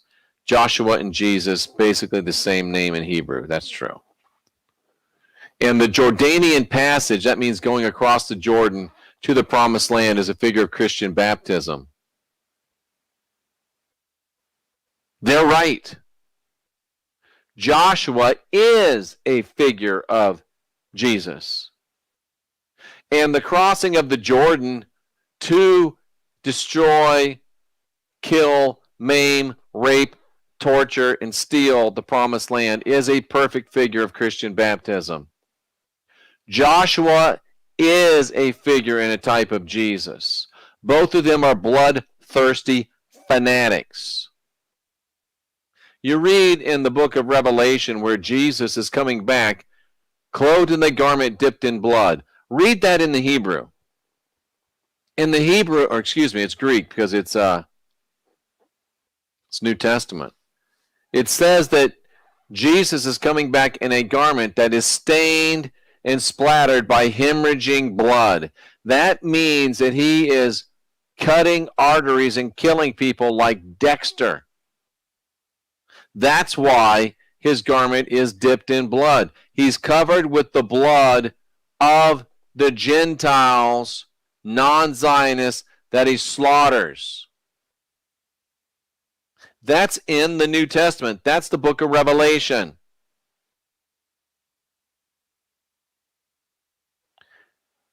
He's just as bloodthirsty a fanatic as Joshua was. The Old Testament gives us plenty of evidence. The New Testament gives us Old Testament gives us plenty of evidence about Joshua, how bloodthirsty he was. The New Testament gives us plenty of evidence about how bloodthirsty plastic Jesus is. Have you read the book of Revelation lately? A crippling cognitive dissonance has seized Christian people, causing a chronic inability to think intelligently about the divine and to see and resist the violence of Israel. I still can't believe I didn't write that. I still can't believe I didn't write that. When you sanctify Yahweh's bloody leadership during Exodus and the conquest of Canaan, that makes you incapable of understanding the historical foundation of Jewishness, of Zionism, and it makes you helpless in the face of its violence today. It's created a blind spot in the minds of people that are Christian and that think about Christianity, that have a positive view of Christianity. You can see the evil things that Zion does, but you can't see why they do it. You assume that the moral corruption that they see in Zionism comes from the Talmud and the Kabbalah, which predictably are now coming into prominence among many Hebraic Christians and fervent Christian Zionists.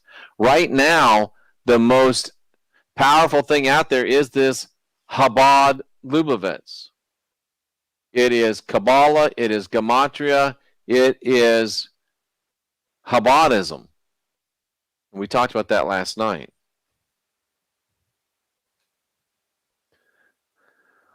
Christians cannot even see the Zionist plan for world domination that's right under their noses, written in plain language.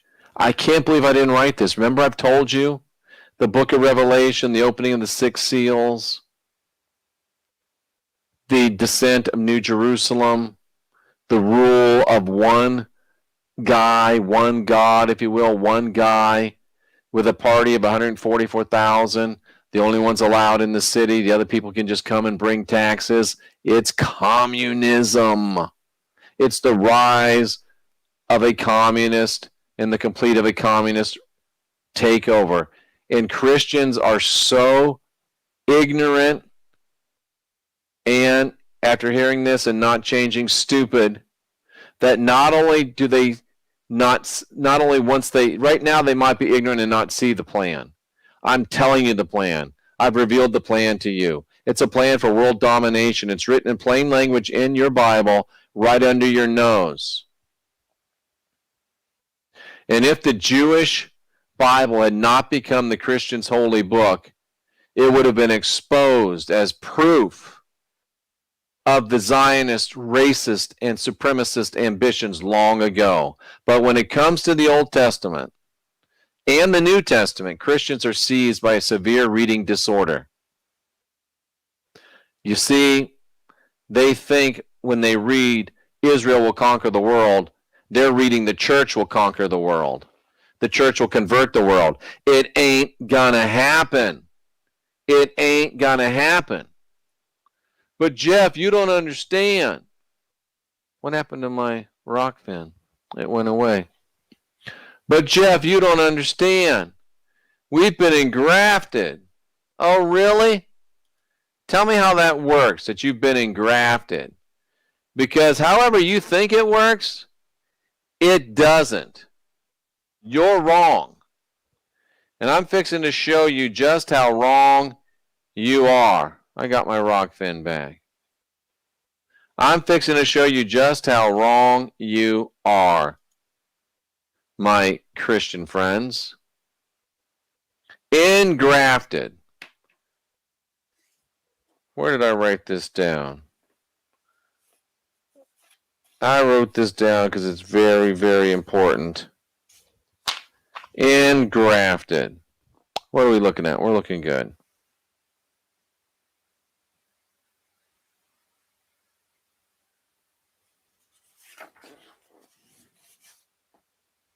I wrote this down somewhere and I don't have it right now. That's okay. We'll get there. We'll get there. We will get there. Stay with me. If the Jewish question is about the inordinate amount of power of Israeli elite networks within nations, then the Jewish question is also a Christian question. Is it about the built-in vulnerability of Christian societies to this power? Deep down, anyone who grew up a Christian knows that the chosen people will have the last word. Because if Yahweh is God, and you're convinced he is, his promise is eternal, as he declares himself, by my own self I swear it. When it comes from my mouth, it's an irrevocable word. We can even talk about Christians' learned helplessness in front of Jewish power, since they're taught in their scriptures that God has always guided Israel's merciless slaughter of his enemies. No need for Schofield on that one. There's also a learned helplessness in having as ultimate model a man crucified by the Jews. How can the imitation of Christ save us from the high priest's power to lobby and corrupt Pilate? Guess what? Just like the Zionists crucified your Jesus, they're going to crucify you. They are going to wash their hands of your blood, and they are going to crucify you. They're going to kill you. They're going to use you up and spit you out. Your turn is coming. The Judeo-Babylonian metaphysical hoax makes God not just anthropomorphic, but Judeo-morphic. To be fooled by it is to mistake the creator of the universe for a topical demon rumbling and spitting fire from a Midianite volcano, adopted as a tutelary deity by a confederation of Semitic nomadic goat herders craving for a piece of the Fertile Crescent. It is to internalize an extremely primitive and unspiritual image of the divine that is obstructive of sound metaphysical thinking. The divorce between the philosophy of loving wisdom and theology, the science of God, is one manifestation of this cognitive dissonance in Western thought.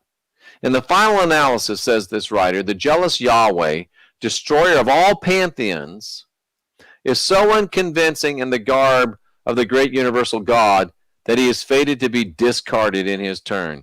Atheism is the end result of biblical monotheism. Atheism is the rejection of the biblical God mistaken for the true God. If Yahweh is God, no thank you, has been the simple rationale for atheism and Christendom since the Enlightenment. Yahweh has ruined faith in a divine creator. So many of you are sitting at that place right now. If this is God, I don't want anything to do with them. But the good news is, that's not God, that's their God. He's not our God. And I don't know who you are, but I know that you have an ethnic ancestral heritage. And if you still feel the call of the blood, if you still got something in your blood that reaches out for something bigger than you and something beyond this world, I encourage you, I implore you to go out into nature and to sit and listen to the call of your blood, to sit and listen to the call of your ancestors. I encourage you to come back in from nature and do some research and find out who you are and where you're from. Find out who your people are. Find out who the gods of your people are. Well, I'm a mutt. Well, then you've got a lot of choices, don't you? Find out who your gods are. And if you don't find any of them to your liking, remember, you're divine, you're sovereign, you're free. But only if you realize it and only if you want to be. Only if you want to be. You know, the opinion that the Zionists believed that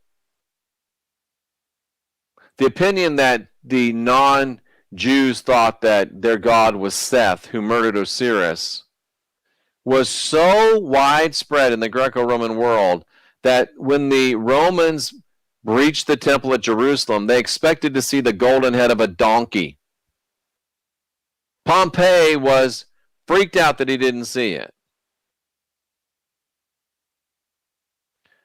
It's time for us, ladies and gentlemen, to leave this phony, flawed God.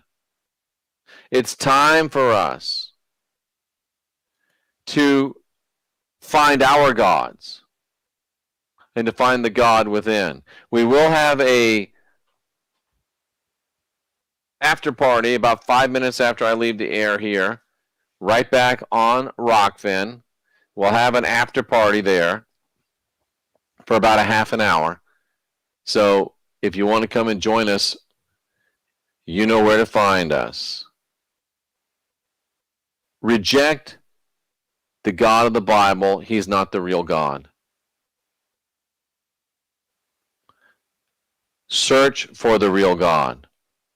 Search for your real God. And I'm pretty sure that you will find him. Listen to your heart. Listen to the call of your blood. And you will find, and you'll hear, and you'll recognize the call of the divine. This has been Late Night in the Heartland. You're live with Jeffery Daugherty, the Christian whistleblower, the mailman, the spiritual drill sergeant. Late Night in the Heartland. I want to thank you for making my day.